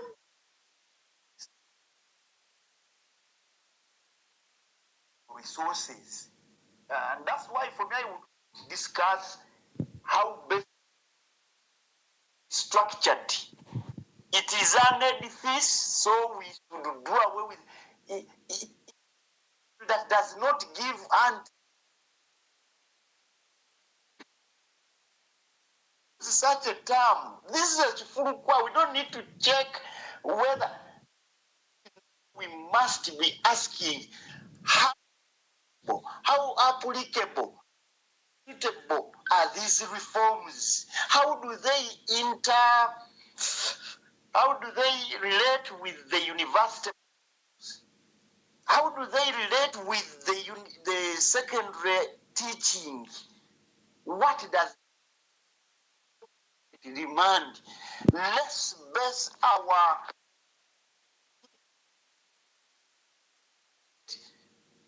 right now I'm in Nuremberg, and this morning I was submitting a paper to someone within the same area. He said, well, this is okay. I first objected that you were a German lawyer. Read my paper. You do not know our law. I said, I can actually get what you're saying in a blink. Good enough, he agreed with me. But what I had taken time to prepare, the fellow did something and of concern about to fall. And this is what we would seek that you address in your next submission.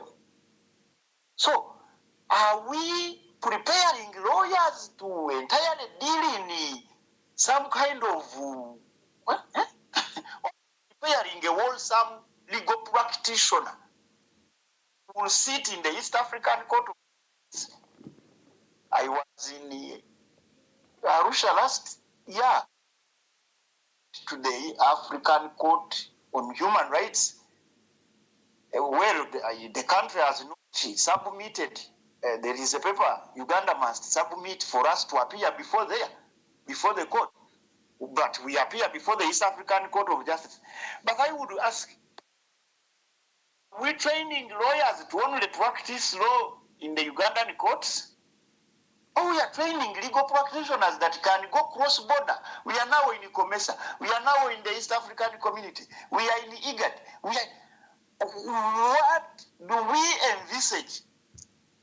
Having lawyers that will cut across beyond the small Ugandan legal practice market.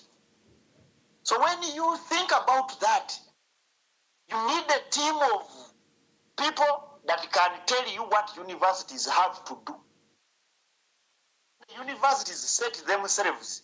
They will become equally like primary schools, secondary schools that train, subject them to a man UNEP. For me, I envisage a lawyer who is not worried of when they will the practice, worry why they are not competent.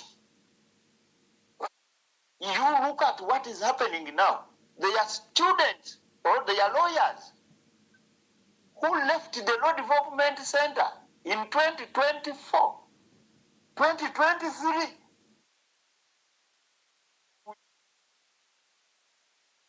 Graduate diploma in legal practice are entitled to practice as advocate. Why don't they enroll them as that the case in Ghana? Don't they enroll them immediately? That you have passed your postgraduate diploma, henceforth, tomorrow go to court. And that's why we still have, you say, this one is not a practicing lawyer. When I from the Law Development Center. And then you have my colleague Malema Bilizi practicing his law in public interest. He will say, I am representing the public. And no one asks him, should be represented by a legal practitioner. So for me, as far as whether the back horse is supposed to make any preparations, it has to continue doing what it had been established. And so things have fallen apart. Let's treat it as such, and going forward, let's see how soon the reforms can be implemented. I submit.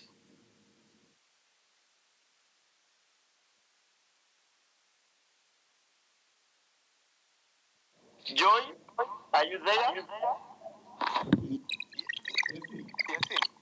Yes? As usual, I step in just to tickle your school of thought. Now, the US, where we've been trying to emulate, the US, you have to obtain an undergraduate degree first, a bachelor's degree first, before you proceed to a school of law. And you do the degree, then you sit what they call the LSAT, just to test you on whether you're actually able to attend a school of law.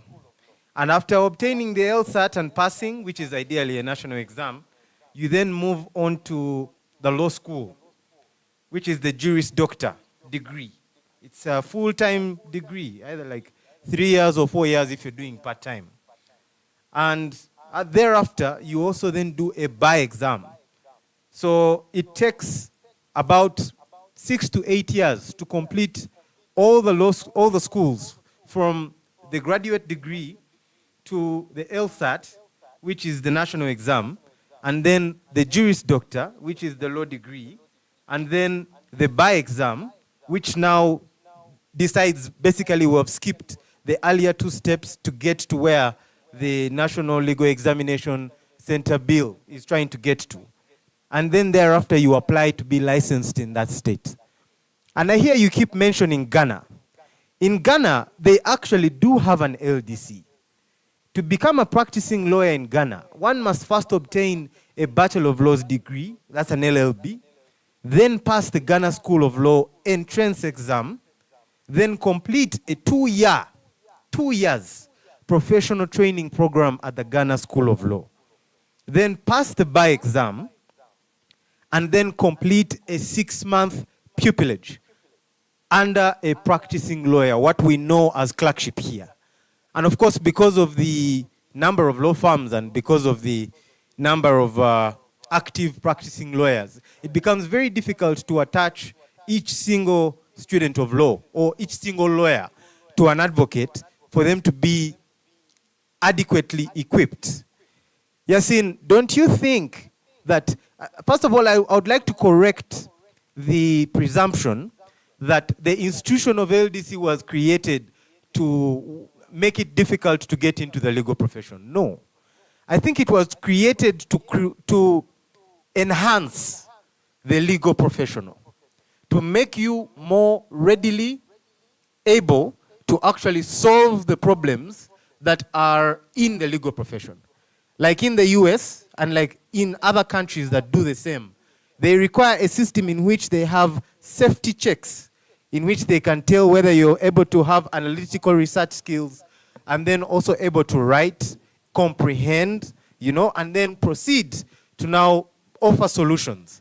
So for us to assume that the problem is with one center and one problem, that must now be abolished and sent now back to these other 16 or 17 law schools that we now have in the country, I disagree. I think the problem is in the school system, that we have to actually start maybe perhaps at like S4 or S6, that if you do intend to practice law, you must have these skills so that by the time you finish graduate school, which is the LLB degree, you are then readily able to sit that entrance exam or maybe that exam at the end of the university that would then make you eligible to become an advocate. We can't wish away the fact that the quality of education is collapsing. I have had many people say that the quality of the people who studied between 62 and maybe 80, the ones who are comprising the justices of the Supreme Court of 95 up to 2006, the ones who gave you all the judgments that you now quote and are also referred to in many other jurisdictions, they were in a different era, a different legal system. And now we're complaining about judicial officers not being able to interpret even the Constitution. So I would like to differ from your opinion that the problem is with these particular institutions like the Law Council and the Law Development Center. No. Yes, there is a problem. I'm not going to say that there is no problem there. But I'm going to say that we have short-circuited the solution. This bill cannot be the solution to a system that requires even more diligence from our education system. I submit. I think Yasin, you still have to get some more polls from some of the souls that are around. But over to you, Yasin, to respond. Thank you, Senior. You see, we were saying we are emulating with even what we have is emulating this way. And they will tell you this is the thing, this is how it is done in Zanzibar, Zambia. To correct myself, I mean, once you pass your postgraduate diploma in legal practice, your would-be certificate or your would-be the practicing certificate. For training for 9 months, someone tells you, can you write an application? What did I went to this advocate and you ask, so what is the relevance? You see, we are emulating when you say in the US they first do a degree. Complete my law degree. Am I not?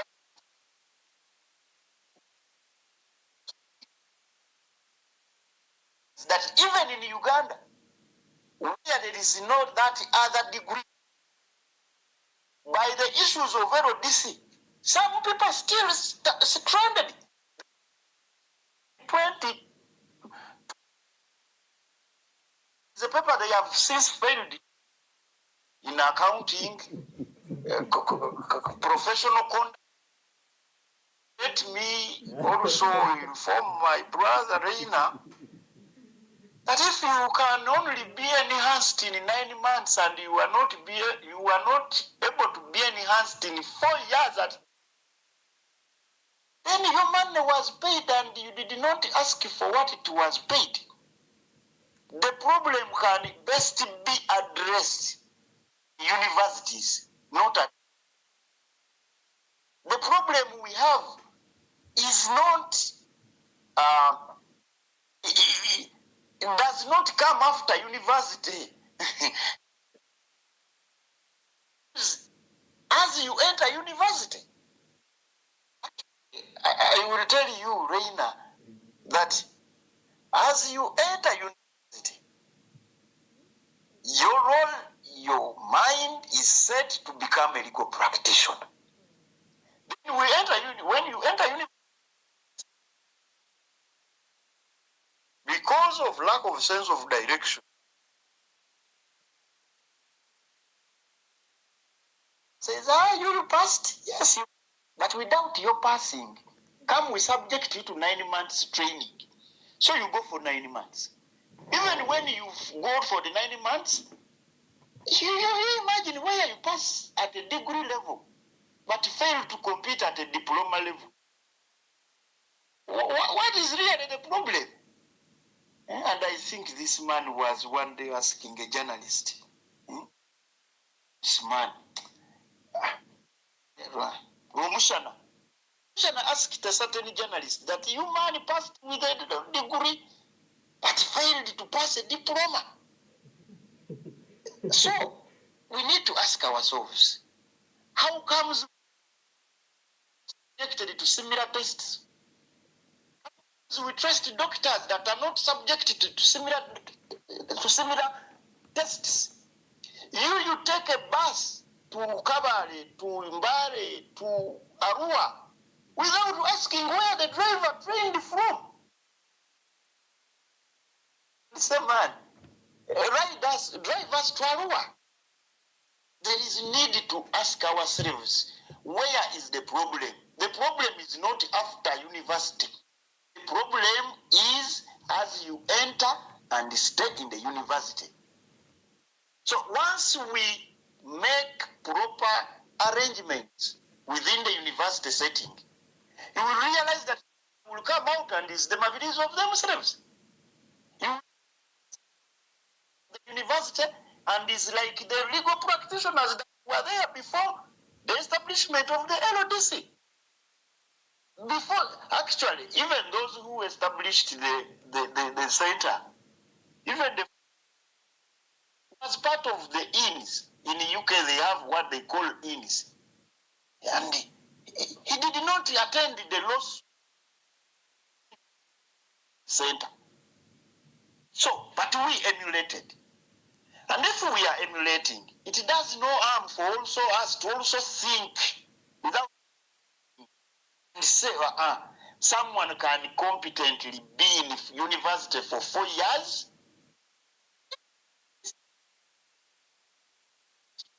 A legal document. You cannot draft you cannot draft a notice of motion. You see, to learn how to. Why can't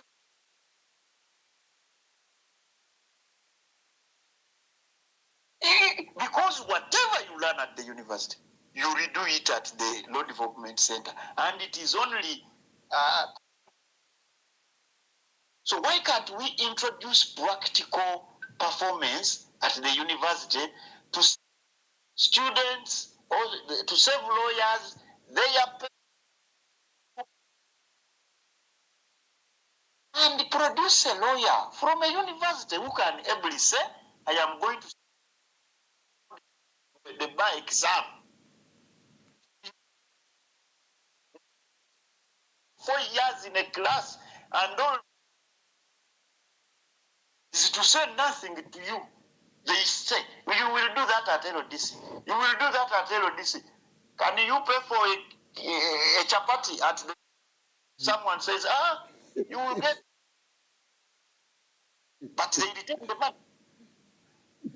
So you retain money, but you don't... How accountable are we as a country that we...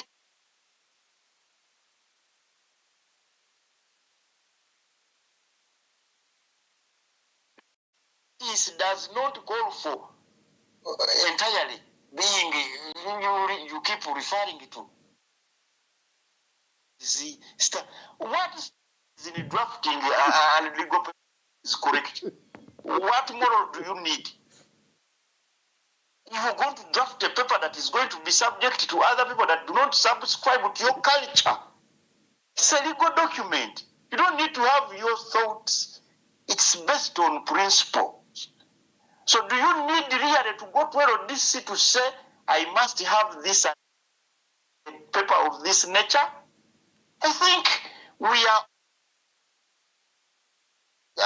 that we can't do away with this LODC, but actually it has thought for itself that where it is, it can no longer push any further. Things have fallen apart. Leave it there. Thank you.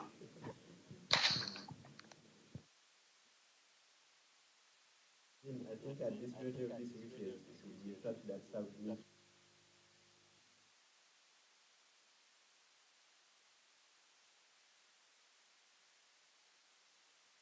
coming to the end of the space, my question relating to, you see, we are talking of liberalizing the back course with law schools teaching the back course and maybe LDC being like UNEB or having a national examination center. But we still have law schools which are still training yesterday's lawyers by concentrating on content, as Council Kaiser has stated, instead of training today's lawyers or even tomorrow's lawyers. Now long, when he mentioned that we need new pathways on how we can deliver the content we need, so that we concentrate so much on the skilling, and then adding that to your 15 years of teaching the law. If you were to redesign the back course, what would it look like? So that if it's applied either by all law schools or even with LDC, improving on its capacity, but now we are redesigning it to accommodate the current lawyer, how would it look like? Thank you.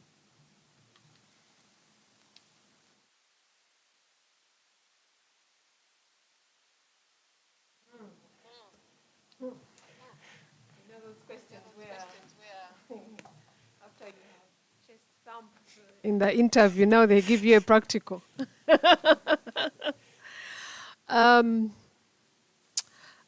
For me, that would look like what SCCA is. Everyone will have a bachelor in, let's say, accounting, a bachelor in BCom, a bachelor in probably even business.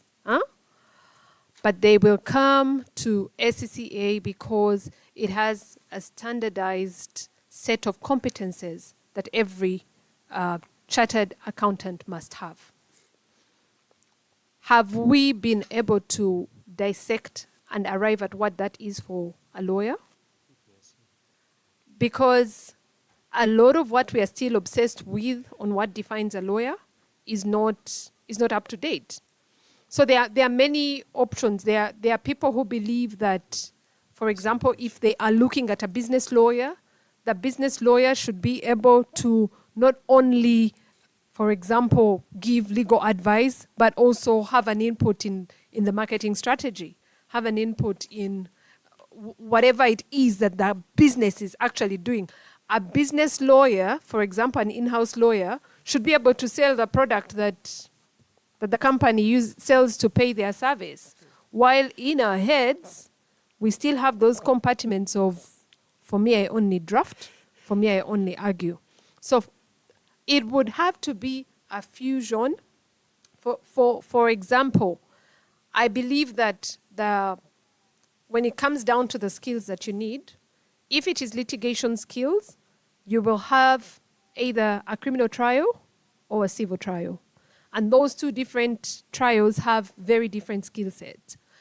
Now, at LDC currently, we've been having a situation where you have, across the whole academic year, only 8 criminal trials vis-a-vis, 24? Because you have criminal proceedings happening twice in every term, and then you have all the other civil trials happening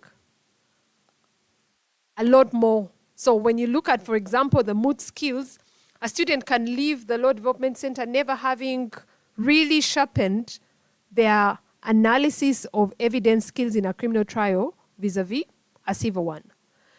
Why? Because they are busy consuming content of land transactions, of family transactions. When it really boils down to it in terms of the skill that I need when I go to court, the skill that I need for land is probably the skill that I need for family, is probably the skill I need for a commercial dispute. But what Ellison does in the Katanga trial is a different ball game. You see? Now, there are also things like business acumen, self-awareness. I see a very different approach to education when people are caring about building the human being vis-a-vis education when someone is just trying to fill a bucket. I saw a quote here that I found so powerful. It said that education is not filling of a pail, but lighting of a fire. I think that a lot of the education that we have, and that's what I have found very different about the LDC that obsessed with content vis-a-vis the LDC some of us went through, when what we were really being done was a changing of our mind, of our hearts, a changing of an impassioning. For example, I would have a lot more conversations between mentors and practicing lawyers than just that one weekly, what is it called? In my time at LDC, you had a partner from the law, from the field that was literally a fellow member of your firm throughout your 9 months there. There were usually two, a young one that was sometimes matched with a senior one. And those people became somewhat our mentors. Their voices echoed in our heads when we were in practice and trying to make decisions. What you have now at LDC is literally just a guest speaker on a Thursday afternoon, because that's all the obsession with content allows.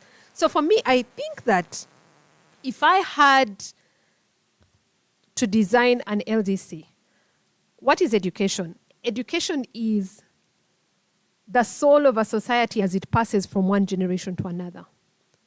We are not having enough of that DNA from the lawyers that we really admired being imprinted on the next lawyer, partly because of the numbers, partly because of a disinterest from the practicing lawyers, partly because we have not involved them. So you find a student leaving, a lawyer leaving LDC caring only about money, never about courage, never about ethics, never about the things that really make a lawyer. Because what really makes a lawyer is not how many law reports you can consume in one night. It's looking a judge in the eye who is trying to abuse their power and still respectfully disagreeing. And that you don't learn from reading more law reports. So for me, the bar course that I envision is one that is purely concerned with skilling as compared to knowledge. It's a delicate balance. It requires that the university has done their part, and maybe sending that ball back to the university will wake them up to do their part, so that the last layer can find when the foundation is already laid.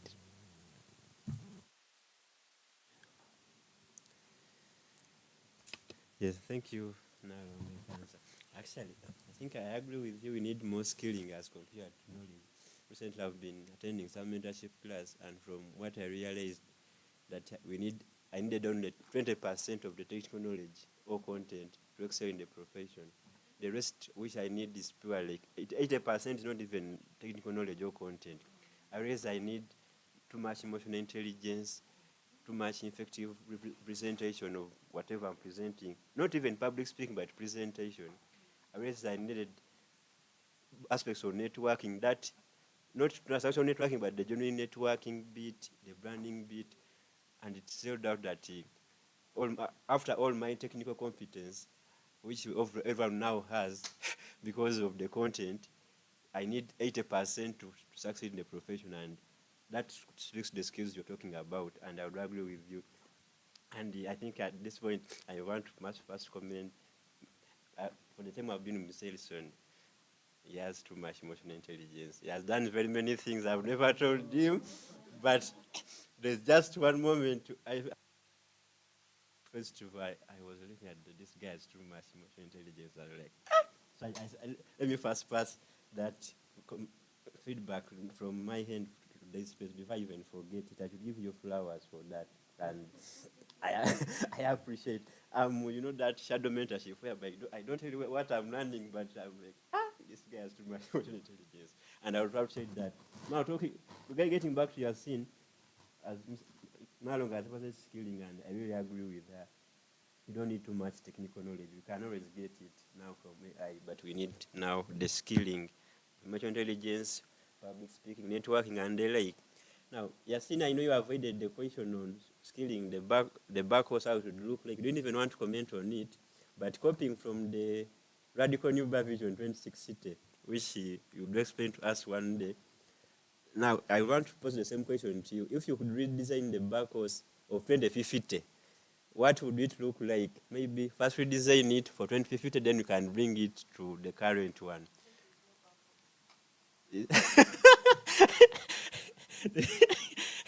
But that you said that the Bacchus was abolished, but before it is abolished officially, we are getting there, but if you are to redesign it so that before it is abolished, how would it look like? You design for us like that one of 2050, then we can bring it back.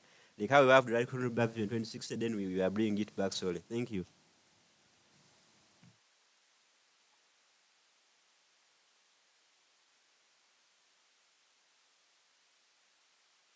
It's good that, by the way, just didn't want to get conflicted. I don't want to be seen to conflict myself.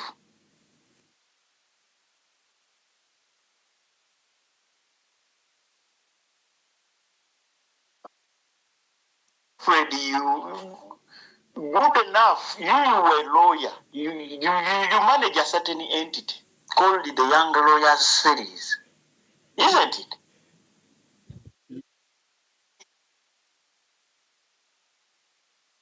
You know, doing legal work in your Young Lawyer Series. No, sir, I'm doing so much of leadership. Legal practitioner. Yes, sir, I am. How many people went to LDC and are thinking the way you're thinking? They were not in the same time as you, my duty president, but very many. Redesign the Bacchus. I would only design it to produce a free thinker. A free thinker. You see, we are not free. People don't take time to think.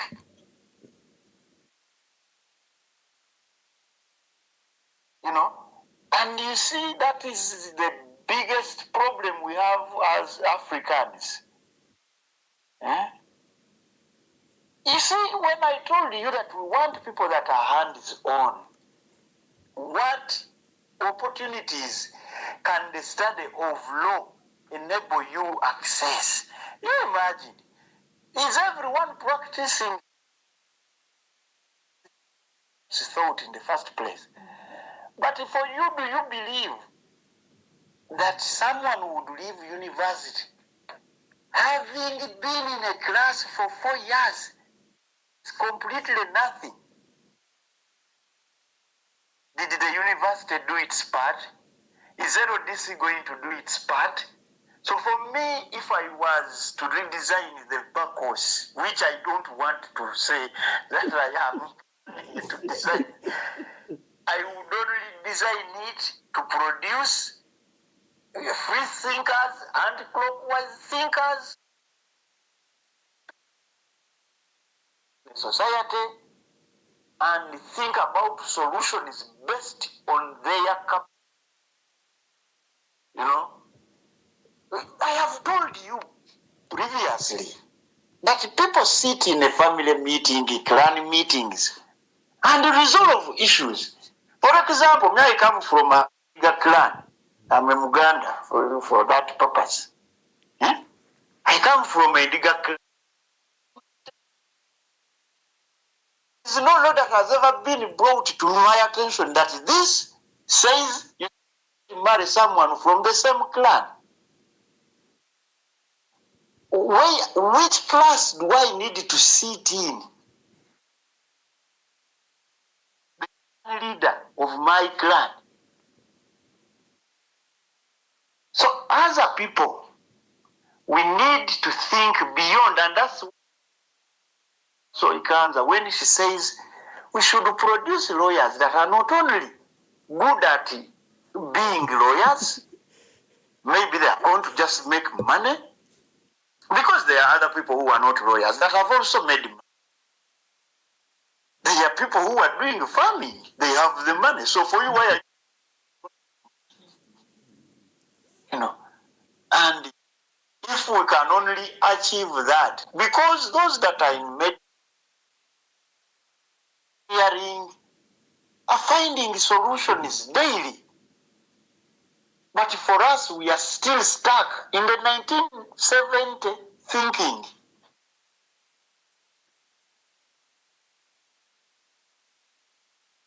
recommendations. Yet the Bible has also had a New Testament.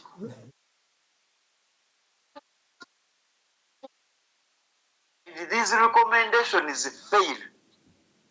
So maybe if I was to redraft, I would critique the recommendations in the Times. That's what I can say. Yes, Critique the recommendations, and if you ably critique them, you will get the lawyer we should have at the time. I submit. Yeah, thank you, Yasin. Just before you leave us, you're talking of having free thinkers. I wonder how we can have those free thinkers trained from the back, also from law schools. That bit. Free thinkers are subjected. Free thinkers are subjected to rigorous issues that affect society. And this cannot be done in 9 months. This should be the culture at the university. You see, you were sent to Umbwe. My lecturer, how best I so you see you. And this lecturer is a soldier. His name, but he's a prominent lawyer in UPDF. And one day, saying this, one day, those jobless brotherhood, the brawlers, piglets at Parliament, and this constitutional lawyer came and appeared before us, was in power. Those boys would vote in Luzira. And I asked this man, but you're teaching us constitutional law, constitutionalism, rule of law. Are you what? Do you know what this man told me? That for you, I don't know where you came from. Thinking. He barred my thinking. I can tell you throughout my time at UCU, except one lawyer, one lecturer. Kiza, I forget this man's name. Opio Kiza, Robert. I asked him,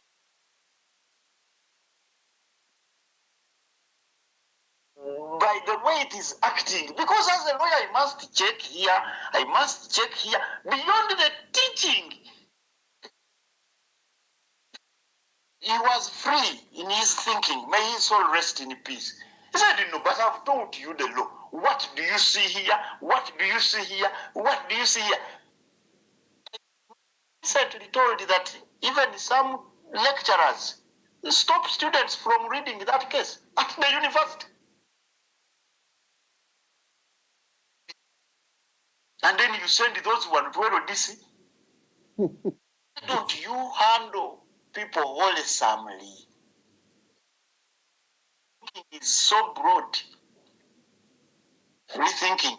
We need to subject people to realize opportunities around them, the capacity they need to realize those opportunities, the capacity to realize those opportunities. So it's not entirely just sitting, and that's where we are stuck. You say, you go and do an exam in professional conduct. I challenged with issues of AI, and LDC has not developed or drafted a policy on AI. University policies relating to AI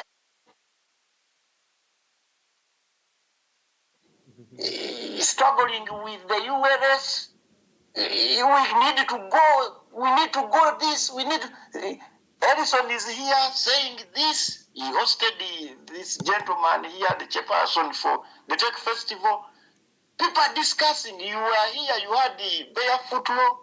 And lawyers are not conversant with what is being demanded at the time. So why are you training them? It's like having a male bull that does not perform functions of a bull. You better do away with it. It does not serve the purpose. So you're producing lawyers and advocates are going for AI advocates, yet students in S6, primary 7 are versed with AI. They can provide better solutions than advocates to maintain the system. Well, friends, we may have inherited the curse, but it is time. The time is due. I am very alive to the fact, in the words of Lincoln, that you cannot fight an idea whose time has come. The time for doing away with the inherited curse has presented itself before us. Let's embrace it. Let's abolish LDC. Let's work on universities and have people that are set for the work. Those theologians, where they go, but they do minister to us. Feel human and also become human. So we need to think. We need to think. And for me, if we can produce a free thinker as a lawyer, he will add just to the AI, he will add just to ADR, he will add just to human rights requirements, he will add just to global practice, because he's a free thinker. He's not limited to Nige Jerawa. He's a free thinker. He can think in German. He's in German. He can think in Paris. When he's in France, that's the lawyer I envision. That's the lawyer I envision. So, going forward, I thank Senior Counsel Ellison for this opportunity.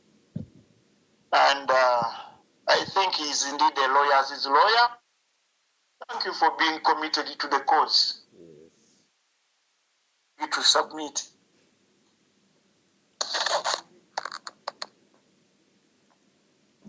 Thank you, Yasin. Thank you very much for that. We are about to wind up in the next few minutes. We have a question from Miss Sarah Akulo. Sarah, if you could speak for under 1 minute. Okay. So? Good evening, Sarah. How are you? I'm okay. My name is Akulo Sarah. So I recently graduated last month. So I'm the young lawyer. So my question is, one of the mandates of the Uganda Law Society is to safeguard interests of lawyers and members of the society.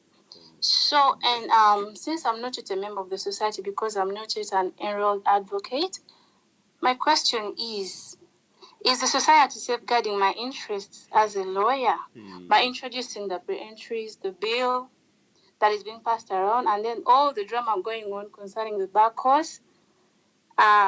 All these are the expense of my future and my colleagues, because this that we're discussing right now would have been done, I think, either in December or January, because the peak of this kind of confusion began when the second lot was supposed to be admitted at LDC. So, see, we would have already known what we were supposed to do immediately after graduating. So when they passed the information that we're supposed to do pre-entries on the 4th of this month, so it's kind of answered, and we don't know what is really going to happen. Are we going to do pre-entries on what day, at what time? And actually, we are all just there preparing for what we don't know. So how are my interests being safeguarded as a lawyer here? Okay, thank you. Thank you very much, Sarah. Sarah is a young lawyer, she has said, just graduated, and she needs to know how her interests are being protected.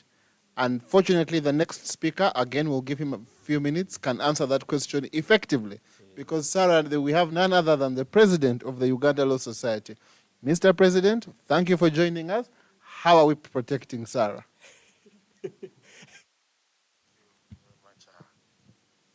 Councillor Karanga, for this opportunity. I hope I am clear. Yes, you are. Yes, you are. What a wonderful pair of hosts you brought for us on this occasion. It's timely.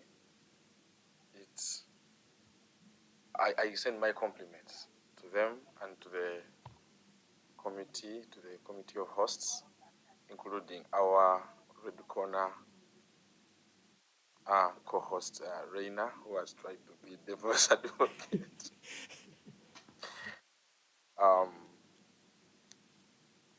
Let me start with Sarah, so that she understands very frankly, truthfully, the situation at hand. Sarah, you're on your own. There's no one protecting you. There's no one thinking about you. The state of things right now.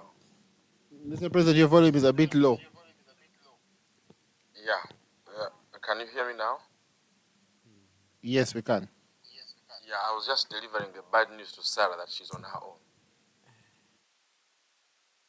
She's on her own. No one is thinking about her. No one is thinking about her welfare. And those of us who are in charge of the Law Society, sadly, I can put it in a very, very precarious situation of being straight-jacketed. The Law Society, as presently constituted.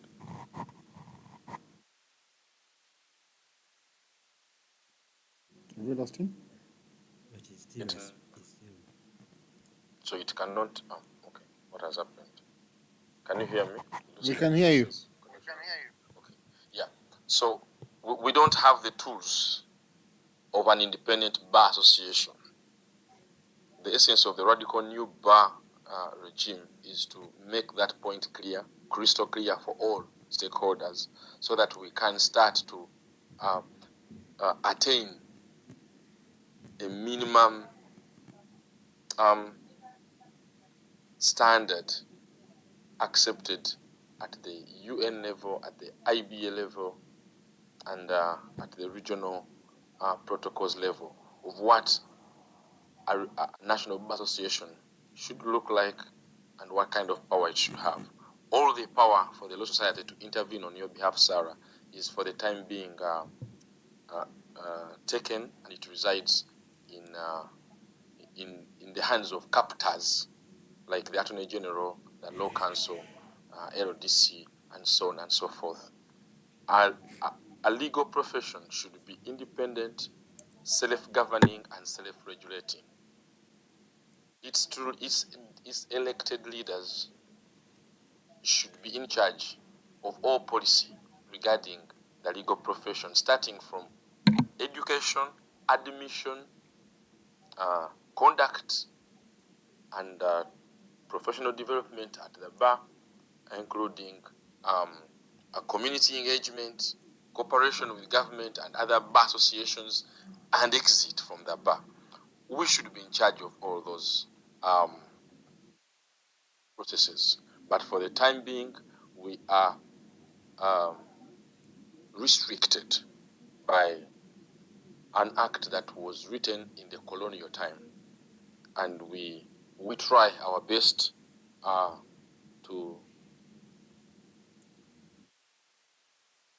supply leadership in this straight-jacketed condition, but the result is what you've had people being describing briefly. So I will return to you, but I want to put that out very clearly and say that the solution for you, if you really want one, you will do what we did, as Yassini has told you. You will organize an abolition movement.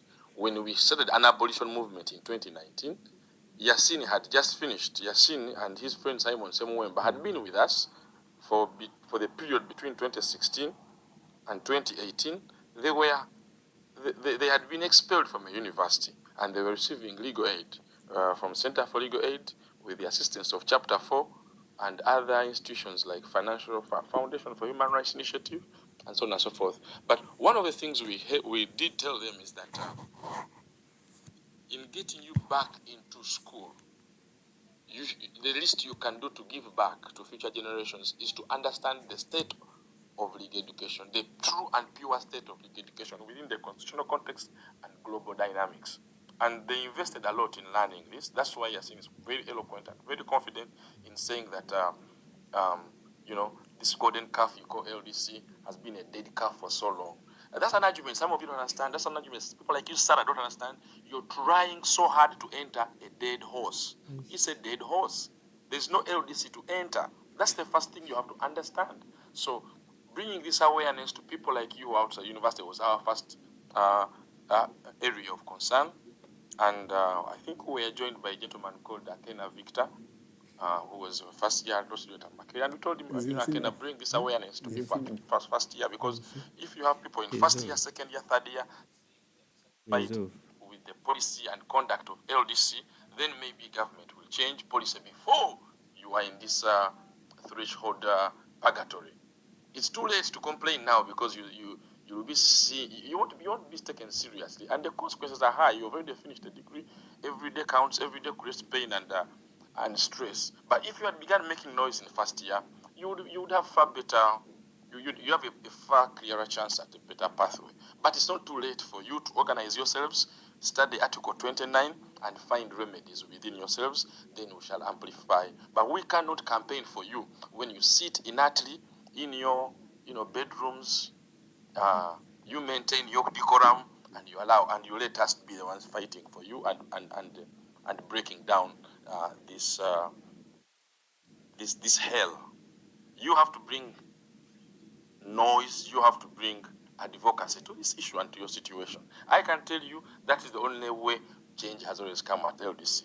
There used to be pre-entry. People went to court and fought it. Courts wrote whatever they did. Ultimately, some people went to parliament, and the parliamentary committee summoned LDC and asked them to justify, and they failed to justify, and it was shut down by parliament. I don't see your petition. Sarah, you don't have a petition to your parliamentarian. Why don't you have a petition to your parliamentarian? Explain your situation to parliament and cause parliament to get LDC to listen to your situation. It has worked before. It should. Okay, so you cannot expect solutions. Like Yasin has been telling you, be free thinkers. You cannot be unaware of your history, and you expect to have a fantastic present and future. So, Sarah, I can tell you without equivocation, we are in a journey in which everyone should look out for themselves. You're a trained lawyer now. Okay. I am going to speak next about what we are doing as the bar for the benefit of the future. Unfortunately, our programming may not bring you immediate results, because we are concerned about radical change. We're concerned about going to the root of the problem and solving it from there. So the misery of those who are caught in the present is this list of our concern, to be honest, because we can't solve the problem in piecemeal. We have to solve it radically. Okay? We had to take a very difficult stance 5 years ago, 6 years ago, and say, let us begin now to ask for the abolition of LDC. Even if we are 2, even if we are 3, even if we are 4, 5, we began. We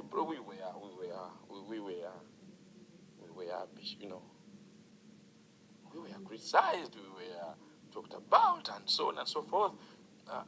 Very few people could even, retweet the hashtag. It was seen as sacrilege and treasonous and so on. But we were firm. Yasin and Madam Walinda Linza have given you the justifications. But here we are now. And I want to continue on that point. I think for me, in light of the what Yasin has called the confession and the policy indication by government and the conversation we're having now, some things need to be restated. Number one, in listening to the conversation we've had today, I feel I should repeat now the considerations for the Back on Track campaign that we discussed with colleagues throughout the campaigns last year. The primary consideration, colleagues, was population. I have not seen that playing out. The population of Uganda, which is currently estimated about 46 million, will at least double by the year 2060. In 35 years, we shall be 104 million people. Mr. Karwanga, am I still clear? Very clear. Hello? Very clear. Yes. So we have to start there. We have to start there because population is not waiting for us. The population scientists have given us the indicators. 2060, we shall have double the population we have now. We shall have double the number of SARAs. 104 million people is the statistic moderated across all the statistical data available. That means what for Uganda? It means that we will surpass India's current population density of 455 people per square kilometer by the year 2055. The population density you see in Hyderabad, Kolkata, Bengaluru, we shall surpass it. Now, some of you haven't been to these places, so you may not be able to understand. But let me give you a picture. Stand at the Clock Tower at 7 p.m. What you see there is called a population density scenario. It shall be doubled. That means there will be no cars. That place won't be available for cars. It will be for border borders or foot traffic by 2060. Am I still clear or have I gone on? You're very clear. Yes, thank you very much. We shall surpass by 2060. We shall surpass or be at par with the population density in South Korea, which is 529 people per square kilometer. Your courts will not be able to. Your courtrooms, your courthouses, as you understand them, won't be able to hold foot traffic. These are the realities in which we must start to debate what you call the future of the bar and legal practice. I think for me, the population question has missed out from today's conversation. It has missed out when you read the government's policy memorandum, which they have called the bill. It's missing. They still think that they can prevent diarrhea by stitching the anus.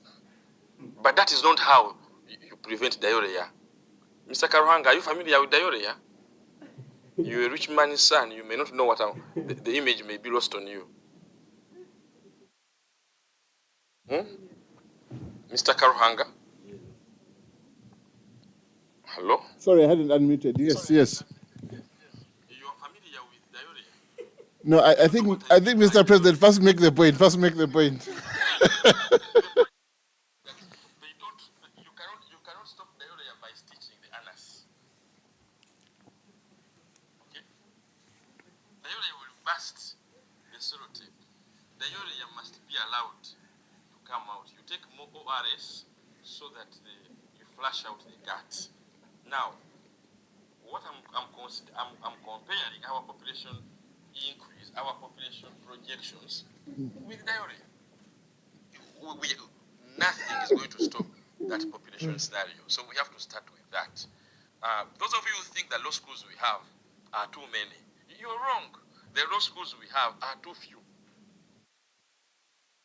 They are too few. By 2060, the next 35 years, we shall need double the number, if not triple the number of law schools to meet demand.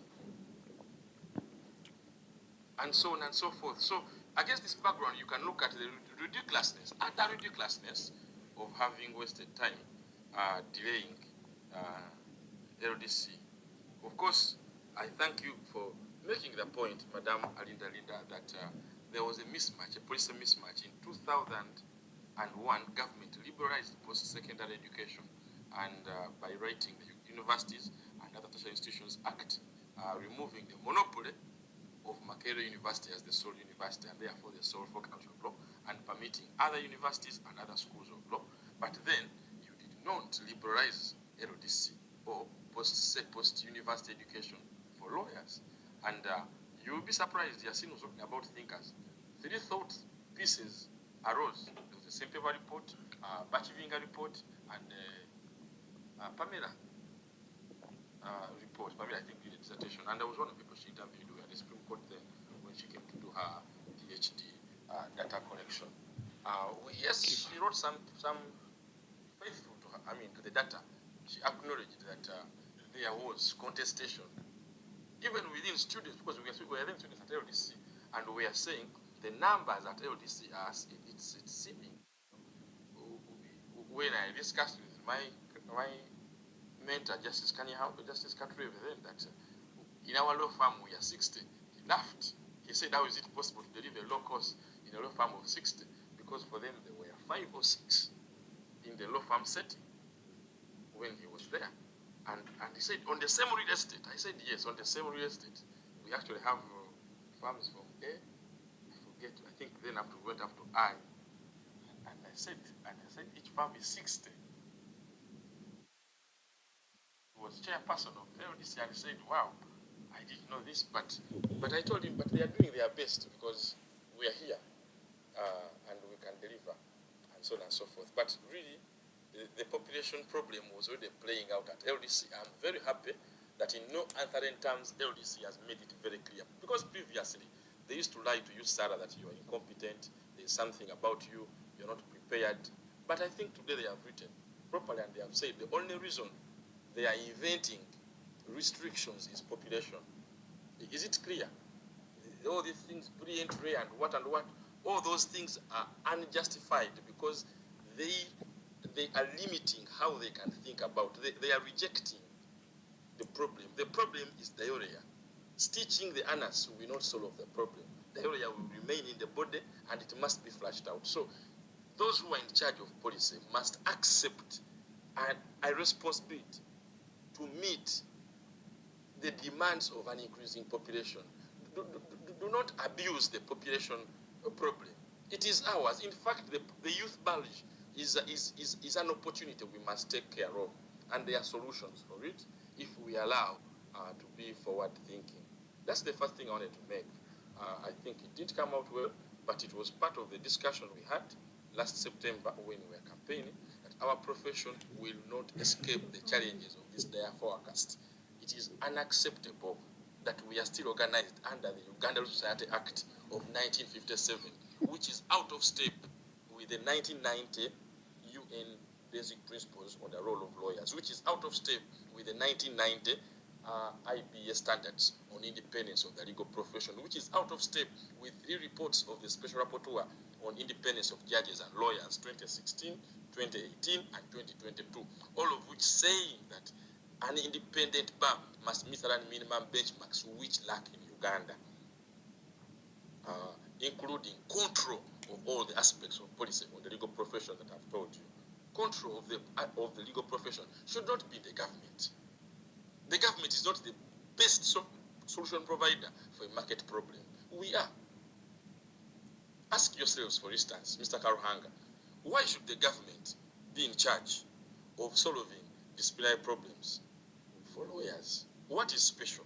Are you saying that the bar is incapable of finding members of the bar to solve problems, to adjudicate practice and ethical problems? So these lawyers are capable of being fair adjudicators under the Arbitration and Conciliation Act. They are capable of being court-annexed mediators, but they are incapable of sitting on a disciplinary committee. They have created themselves. For that, we need to wait for some golden calves from government, state officers, state-appointed officers. Really? This is why we have these problems, and this is why we have a frustrated market. The market is saying, try suing a lawyer, you'll never get a result in 10 years, and that's quite true, because all the other people sitting on the law council, I think out of 12, 9 are already having jobs. They are deans, they sit, they are there by virtue of office. So they have limited time to attend to law council business. Let's talk about disciplinary committee. So the disciplinary control over discipline should return to the Uganda Law Society, for instance, and the Uganda Law Society is capable, under its own powers, to form a committee for that purpose. We have committee making power. We have committee regulatory power, sections 10, 11, and 28. But we can't do for discipline. We could have multiple panels along the region to meet the demands of the market, so that people can enjoy discipline. But that's just one. Inspection of law firms, inspection of law schools. Why should that be in the business? Why should that be with the law council? That's part of the law society. Then it comes to the issue that concerns Sarah and others, enrollment. Why should enrollment be in charge, be the business of law council? What is the value addition? What is the public safety safeguard they add on that cannot be incubated, sandboxed, produced, and improved at the bar? These are serious questions that we have never begun to ask, largely because, as Madam Alindarin has told you, stare decisis. We are creatures of stare decisis in everything, including market-based solutions, and so on and so forth. So this is what we really have to understand. The ULS Act of 1957 made sense when Uganda was a colony and her population was only 6.21 million people. We are now 46, poised on reaching 100 million in 35 years. Is this act suited for purpose? This piecemeal reform you're doing around LDC is not enough. You must do the sandbox of laws governing legal professions, starting from ULS Act and so on and so forth, and consistent with the global benchmarks that I've talked about. We've talked, much of this conversation talked about Law Development Center Act, which had not seen reform in 54 years since it commenced, and the Advocates Act, which has not seen reform since it commenced in 1970. Both of these are 1970 laws. Well, there was some minimum reform for the Advocates Act in 2002, largely to create a committee of the Law Council. Again, a committee concerning continuing legal education. Is that a committee that we can't have? You mean we can't have you mean that advocates cannot conceive a curriculum for continuing professional development and deliver it themselves? Already we do.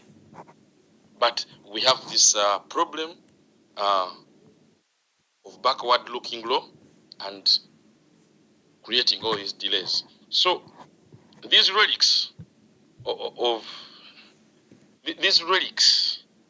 and I think the most important relic you have discussed today, which you have seen called a dead bull, is of an educational institution which operates, as I've said before, more like an abattoir than a fit-for-purpose incubator of indigenous legal practitioners in the 21st century. Sarah, you want to go and enter that abattoir, but please understand that you're better off being advised to do something else with your time than entering that abattoir now, because it's due for reform. It's due long reforms, I can say, long withheld reforms before you can be treated fairly there. As you know, the press has been endlessly awash with all sorts of atrocities meted upon miserable young lawyers, from sexual harassment to suicide inducement. The center cannot hold. Yes, there has been some confession, but it's a confession by half. It must be a full confession. There has to be a true pathology of the situation at LDC since 2001. LDC's monopoly since 2001 was wrong. It was wrongly justified by Professor Sempeva, wrongly justified by Professor Bachivinga, and now that Pamela is in charge and she understood this on PhD thesis, honestly, she deserves credit. She deserves credit, because when she took that office, some of us were very skeptical, saying we now want to see whether she's a hypocrite. We now want to see whether of this perfect PhD report will act differently. Allow me at this point, honestly, to give her flowers. I am a very big critic. I hate the woman she has convinced me. She has convinced me that there is some hope. There are some leaders in Uganda that actually listen when we complain. But again, Pamela, there's a lot more to do, based on what we are discussing now and what the should listen. You must not abandon your graduates. There is a common problem here. Universities and post-university institutions, they abandon graduates. Sarah, you're asking the question, who is in charge? And I told you that no one cares for you. As Yasin said, they take your money and abandon you in the market, but they don't fight for your rights. At this point, I want to speak of 3 cases. I don't know whether some 2 cases were mentioned. Mr. Karanga, you can help me. At some point, I had to drop off. The case of Pius Niwagaba versus LODC explained. It was mentioned. How about Asimwe Biaruhanga versus LODC? It was mentioned. Were they sufficiently mentioned, or do they need further articulation? They were mentioned. They were mentioned. I don't know if they were sufficiently articulated, but they were mentioned. You are the judge. You are the judge, sir. Because it's important. We have to set the record clear. Sarah doesn't know Pius Niwagaba and doesn't know Asimwe Biaruhanga, and yet he's asking solutions.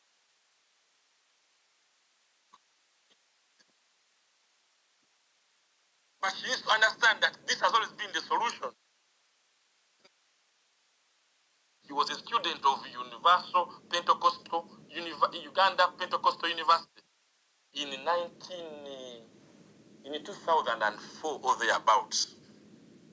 So 2007, 8, yeah. So UPU was one of the institutions that first got a law school license. By the way, to get a law school license from the National Council of Higher Education, UPU, which was formed by the late Professor Ntabirechi, a maverick professor, a rebel in academia, had to sue. So there's a case called Uganda Pentecostal University versus National Council for Higher Education.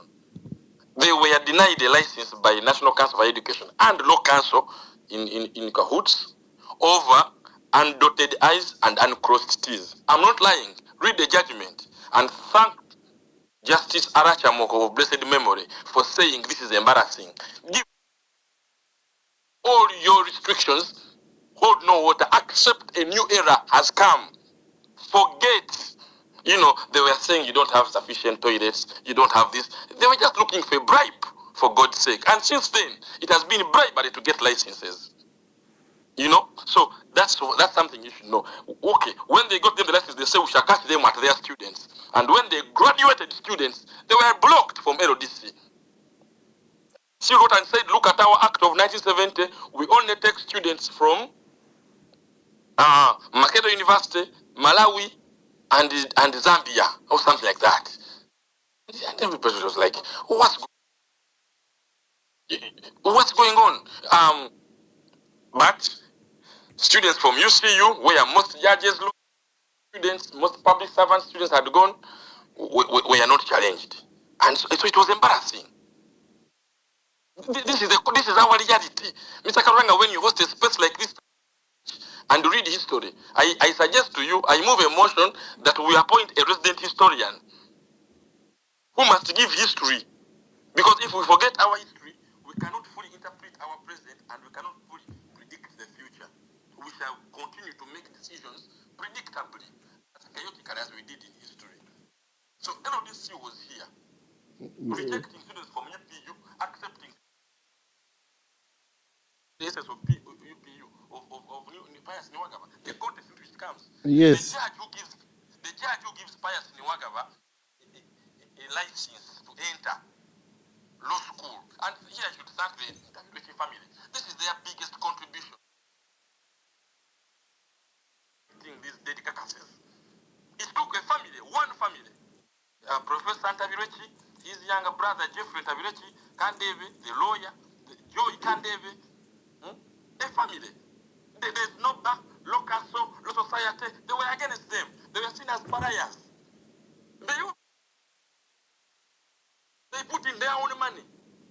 And they did not abandon a student. This is the most important thing. A university did not abandon a student. It did not. It completed the path. It completed the circle.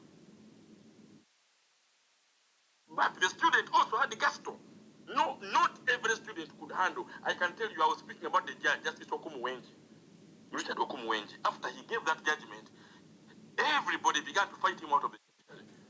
They began to study all his record and find everything. Justice Okumuwenji was a stickler for the reform. He understood what the 1995 constitution meant, and he understood that many laws were falling short. Another case Justice Okumuwenji wrote in the same time was the case of Alex Atuhirwe. Makerere University and Makerere University moves. I doubt any of you here on the panel knows it. Is there anybody who knows it? Karuhanga, do you know Alex Atuhirwe versus Makerere University? The case which shook higher education. Same again. Do you know it? Tell us about it. Tell us about it. It declared moves independent of Makerere University. It got Kampala talking. It got even moves wasn't ready. They sued for one thing. Alex Atuhirwe had been a student.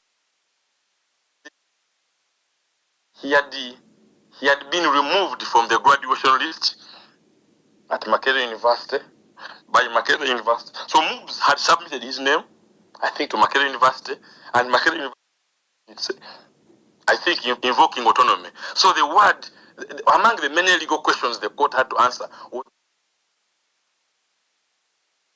the institution, or how much power, how much residual sovereignty or autonomy is left in an affiliate. Is an affiliate a subordinate or an equal partner? That was the judge, and the judge said affiliate means two people meeting equally and doing something. So he said Moves wasn't a subordinate college, it was an affiliate, and therefore it was a university. And therefore it can, it has a senate, which doesn't need approval, Oh my God, it was chaos. But it allowed Moves to grow. It released Moves to grow. What you now see as Moves is the result of one court case, Alex Atuhirwe. Otherwise, there are so many things Moves couldn't do because they were under the dictatorial thumb of Makerere University dinosaurs. Is it clear, gentlemen and ladies? So, anyway, I wanted to speak about those two cases. Biaruhanga, Asima Biaruhanga is a more recent case. You can't imagine, by 2017, 2018, LDC was locking out students from Cavendish University, Guru University, and name it. 4 universities. LDC was saying, we don't want to have you. And the reason they were giving is, you won't believe it, that apparently we have received a letter from Law Council saying that your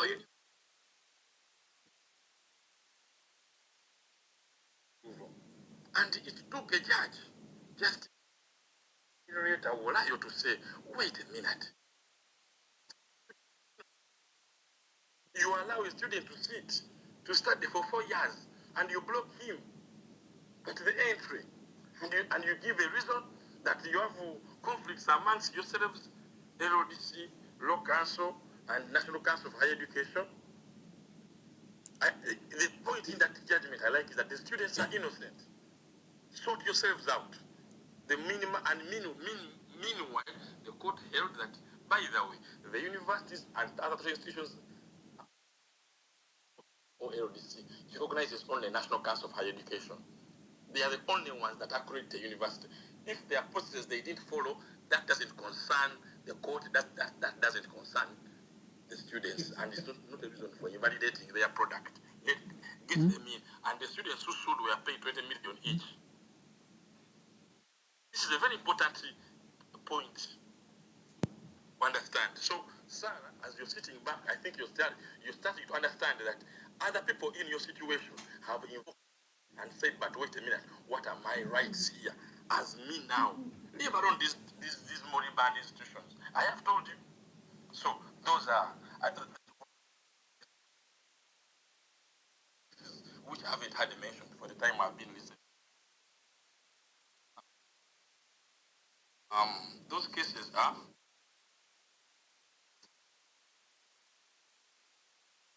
Court Miscellaneous Cause number 284 of 2017, a decision of Justice Musa Sekana on the 14th of February 2025. It has missed out of discussion in this moment.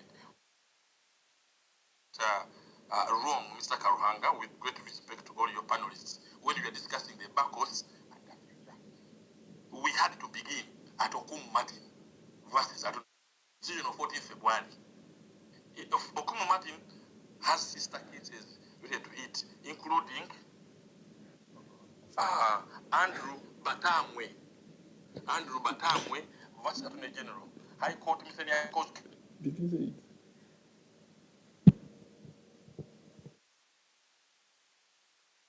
Delivered on 13th May 2020. So it was an earlier decision, and I think the beginning, second case that I'm going to discuss, related to that is another decision of. There's a third one. There's a third one. There's a third one. Okay, let me. What is in the Batamwe and what is in Okumu Martin? In the Batamwe.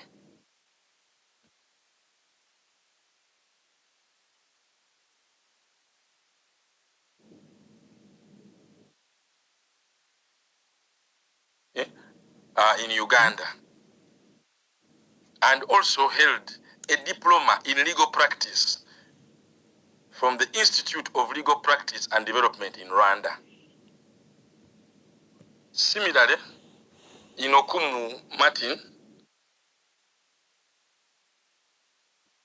the applicant also held, Okumu Martin held a Bachelor of Laws degree from Uganda Christian University and a postgraduate diploma in legal training from the Rwanda Law School, also known as the Institute of Legal Practice and Development. Now, time is important again.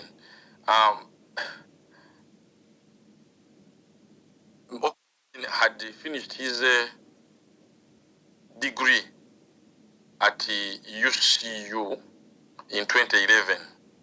He languished. He languished like Sarah and many others until he said, "Let me just go to Rwanda," where he got, after 5 years, the certificate. So in 2016, and when he applied to join the bar, thereafter, they raised many obstacles, including some documents written by Professor Sempewa. Sempewa asks why I hate him a lot. It is these documents. The court upholds them and says that largely they say Rwanda is a civil jurisdiction. So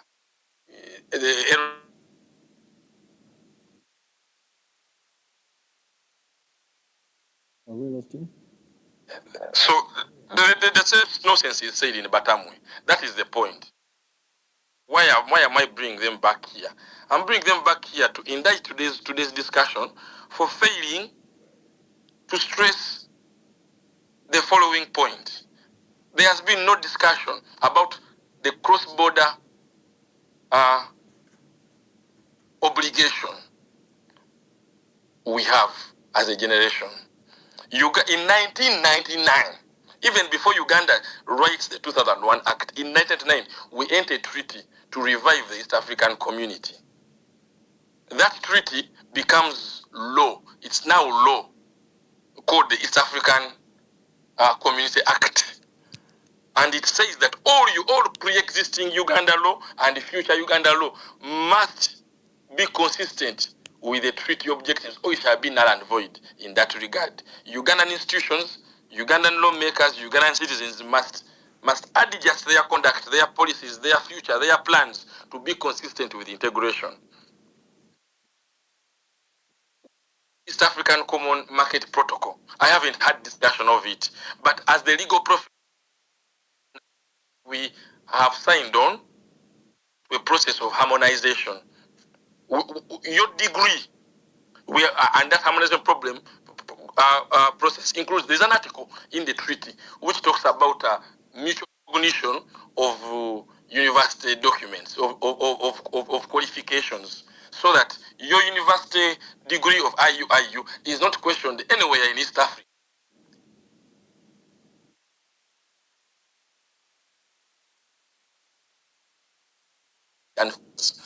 And movement of labor and persons. If our own discussion here has completely erased the people in Attorney General's office, the people in it, are they any wiser than us?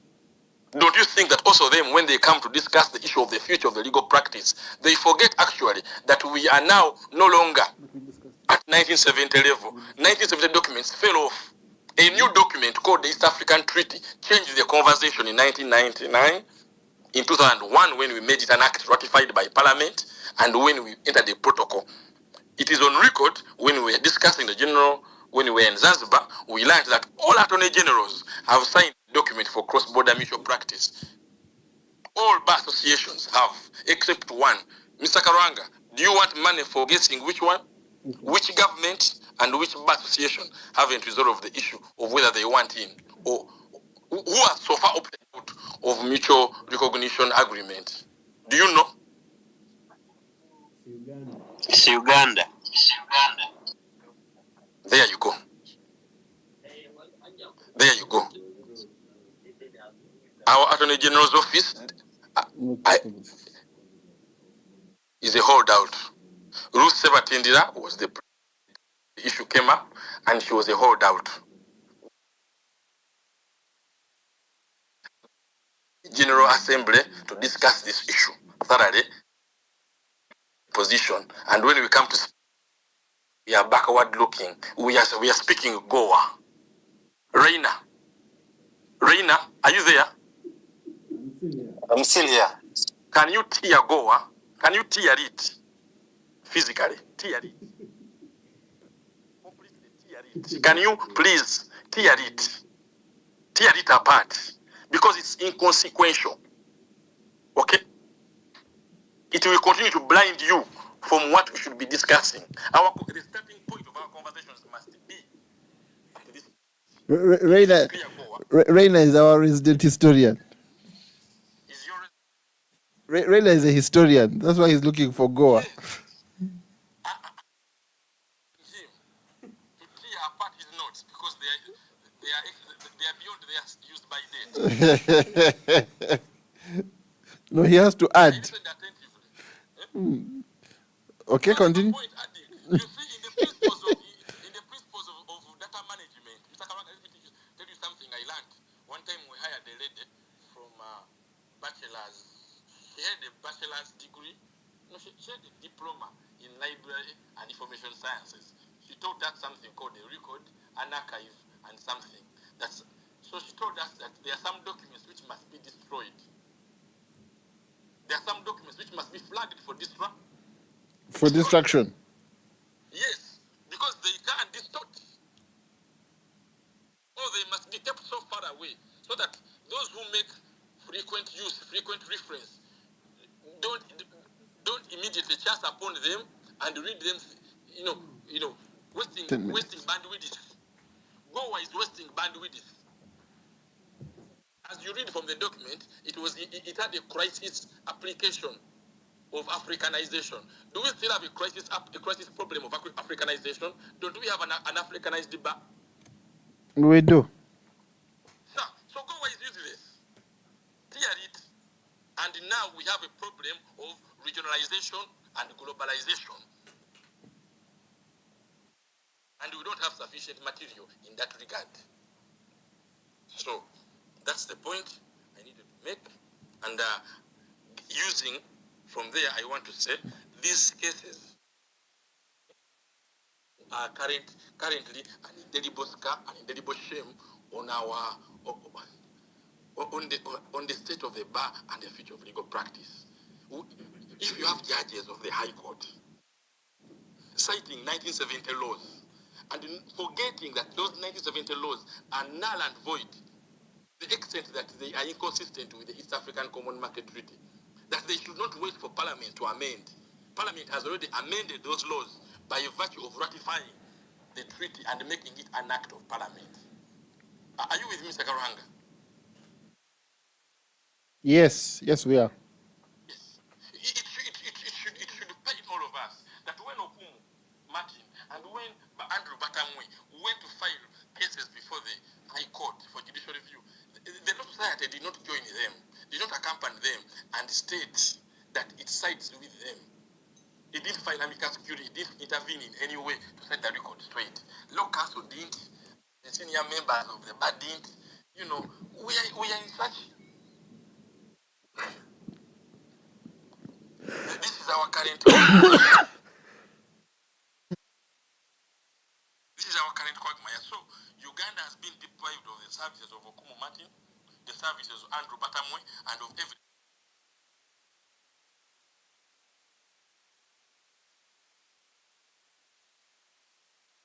Should the goal be where you study standardized set of competencies? You can imagine that nobody in there framed the issue that way. Are these students in possession of set of competencies? Justice. Instead, the judges went on to a colonial hangover. You studied in a civil law jurisdiction. Meanwhile, Rwanda has maintained, it has used a lot of money to explain to the world that it has entered the Commonwealth. In fact, it is the most recent host of CHOGM. But in Uganda, that didn't happen. Rwanda is still in civil law. What must Rwanda do to communicate that it's one scene? What else must they do? Mr. Karwanga, I have not had defense of Rwanda's rights.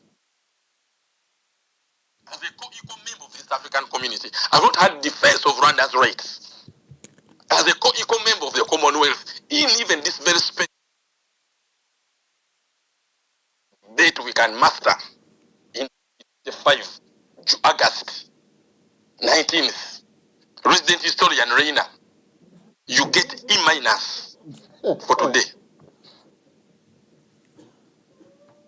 So I want to build the point further and now speak on a point which we will reiterate more and more. Independence of the legal profession is the solver. It is the solution to all these things. Independence of the legal profession is a point that the current Attorney General doesn't understand. We brought it straight to his door on day one by expelling him from the council. His reaction was to hire minnows and available usable condoms to distract us throughout our mandate. But we are still moving forward. Colleagues, independence of the legal profession in its fullness, as understood and explained and in the documents I've told you, is what is going to save us. Otherwise, we are going to be totally obliterated by every to be waiting for government to help save us. Government help save us. The bar doesn't do that. The bar is a creature of the market. Okay? People can move on. People can solve problems without lawyers and without the legal system the government has guaranteed. Private law is a fast-growing field. And as you know, Mr. Muyaka, you're here. Mr. Muyaka, you are running a young lawyer, you are running a young mediator. You are promoting mediation. Are you there, Mr. Muyaka? This question is for you. Yes, I am. Do you require LDC to join your program of training young people into mediators? Yes. Just to present your question, I lost somewhere. Yeah, to teach to No, we don't. Actually, even you don't even need lawyers. Any person can mediate.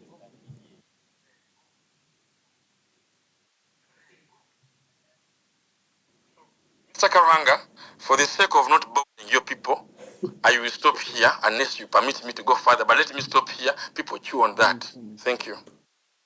Thank you, Mr. President. Even for giving Reina an E-, but thank you for that elucidation. I think I'll give our panelists a minute to wind up. I'll start from Yasin Sentumbe Munagomba. But I must correct one thing the president said. When he said he had not had any discussion about the region, I think he had probably dropped off, because I think Mr. Munagomba or Mr. Sentumbe actually spoke about it. But Yasin, in just a minute, kindly give us your parting shots.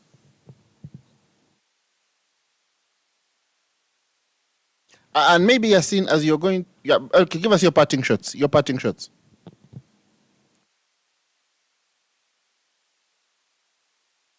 Son, and then to President, the most perpendicular supreme leader of the Law Society and the R&B, and the senior lawyer, Nalongo. Thank you for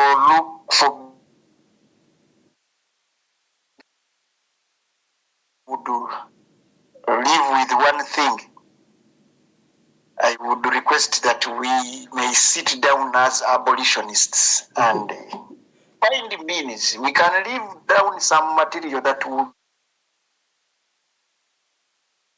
So I thank you. And all I can say is that enjoy the Uganda and look forward to build Uganda. Bye-bye. Well, thank you very much. Linda? What?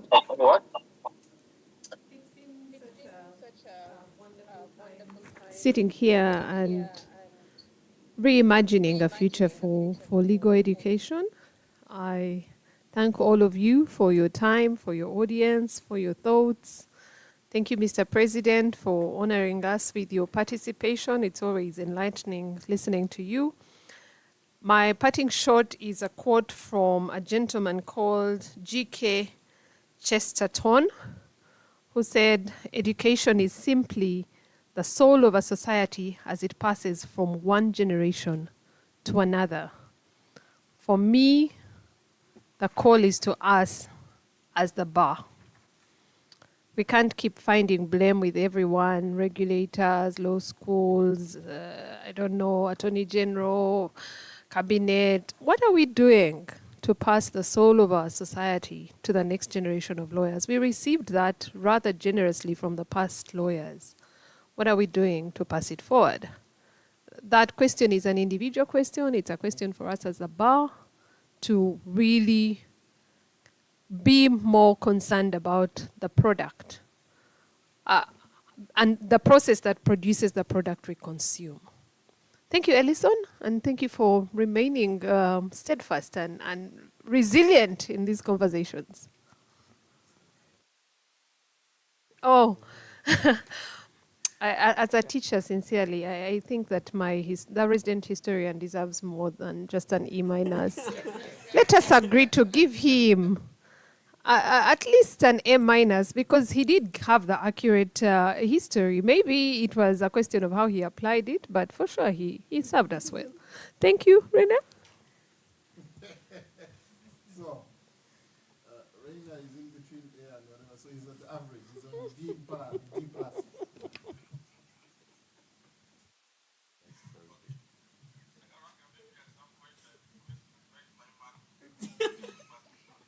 No. I think we are very grateful. I think all of us going through LDC are very grateful that President Isaac Sembakele was not in charge of marking anybody. It would have been a worse abattoir. It would then have been a complete abattoir.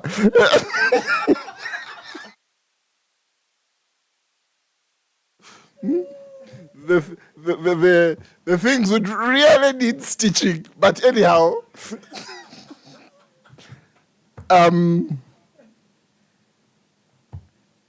Maybe we give the president a parting shot. A word, Mr. President, in a minute.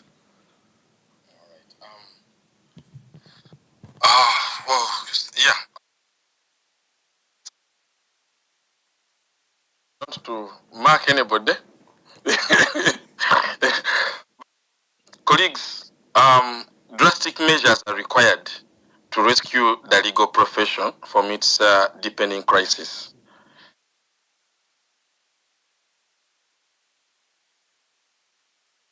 We help advocates to thrive. Population growth and increased exposure to the outside developing technologies. The threat of yet another pandemic. To be united in approaching the problem of out-of-date rules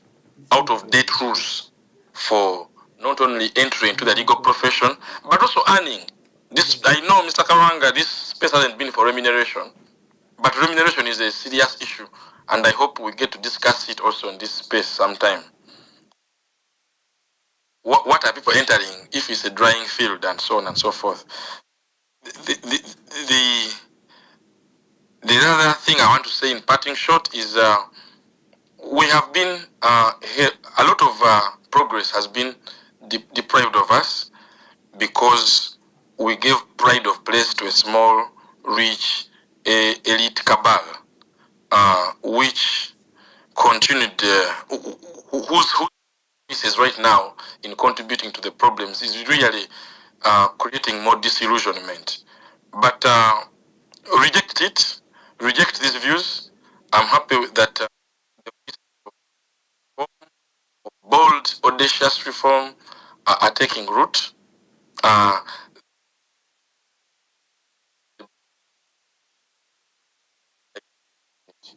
The correct path. Submit. Thank you.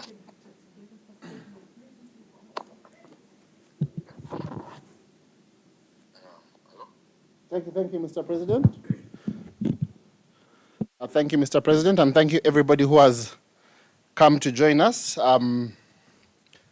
My parting shots are just a few quotes I've heard from colleagues. I think it was Yasin Munagomba who said that if given the chance to redefine the back horse of the future, or the lawyer of the future, to train the lawyer of the future, he would make them free thinkers. And Linda also that education is the soul of one generation passed to the next one. And the president told us many things. The one we should really forget is the one about stitching. But thank you so much, everybody who has joined us. I think that the president's call for a regional look, the integration look, the fact that right now we need to be thinking East African community, we need to be thinking the region, we need to be thinking the future lawyer, we need to be thinking about a set of skills.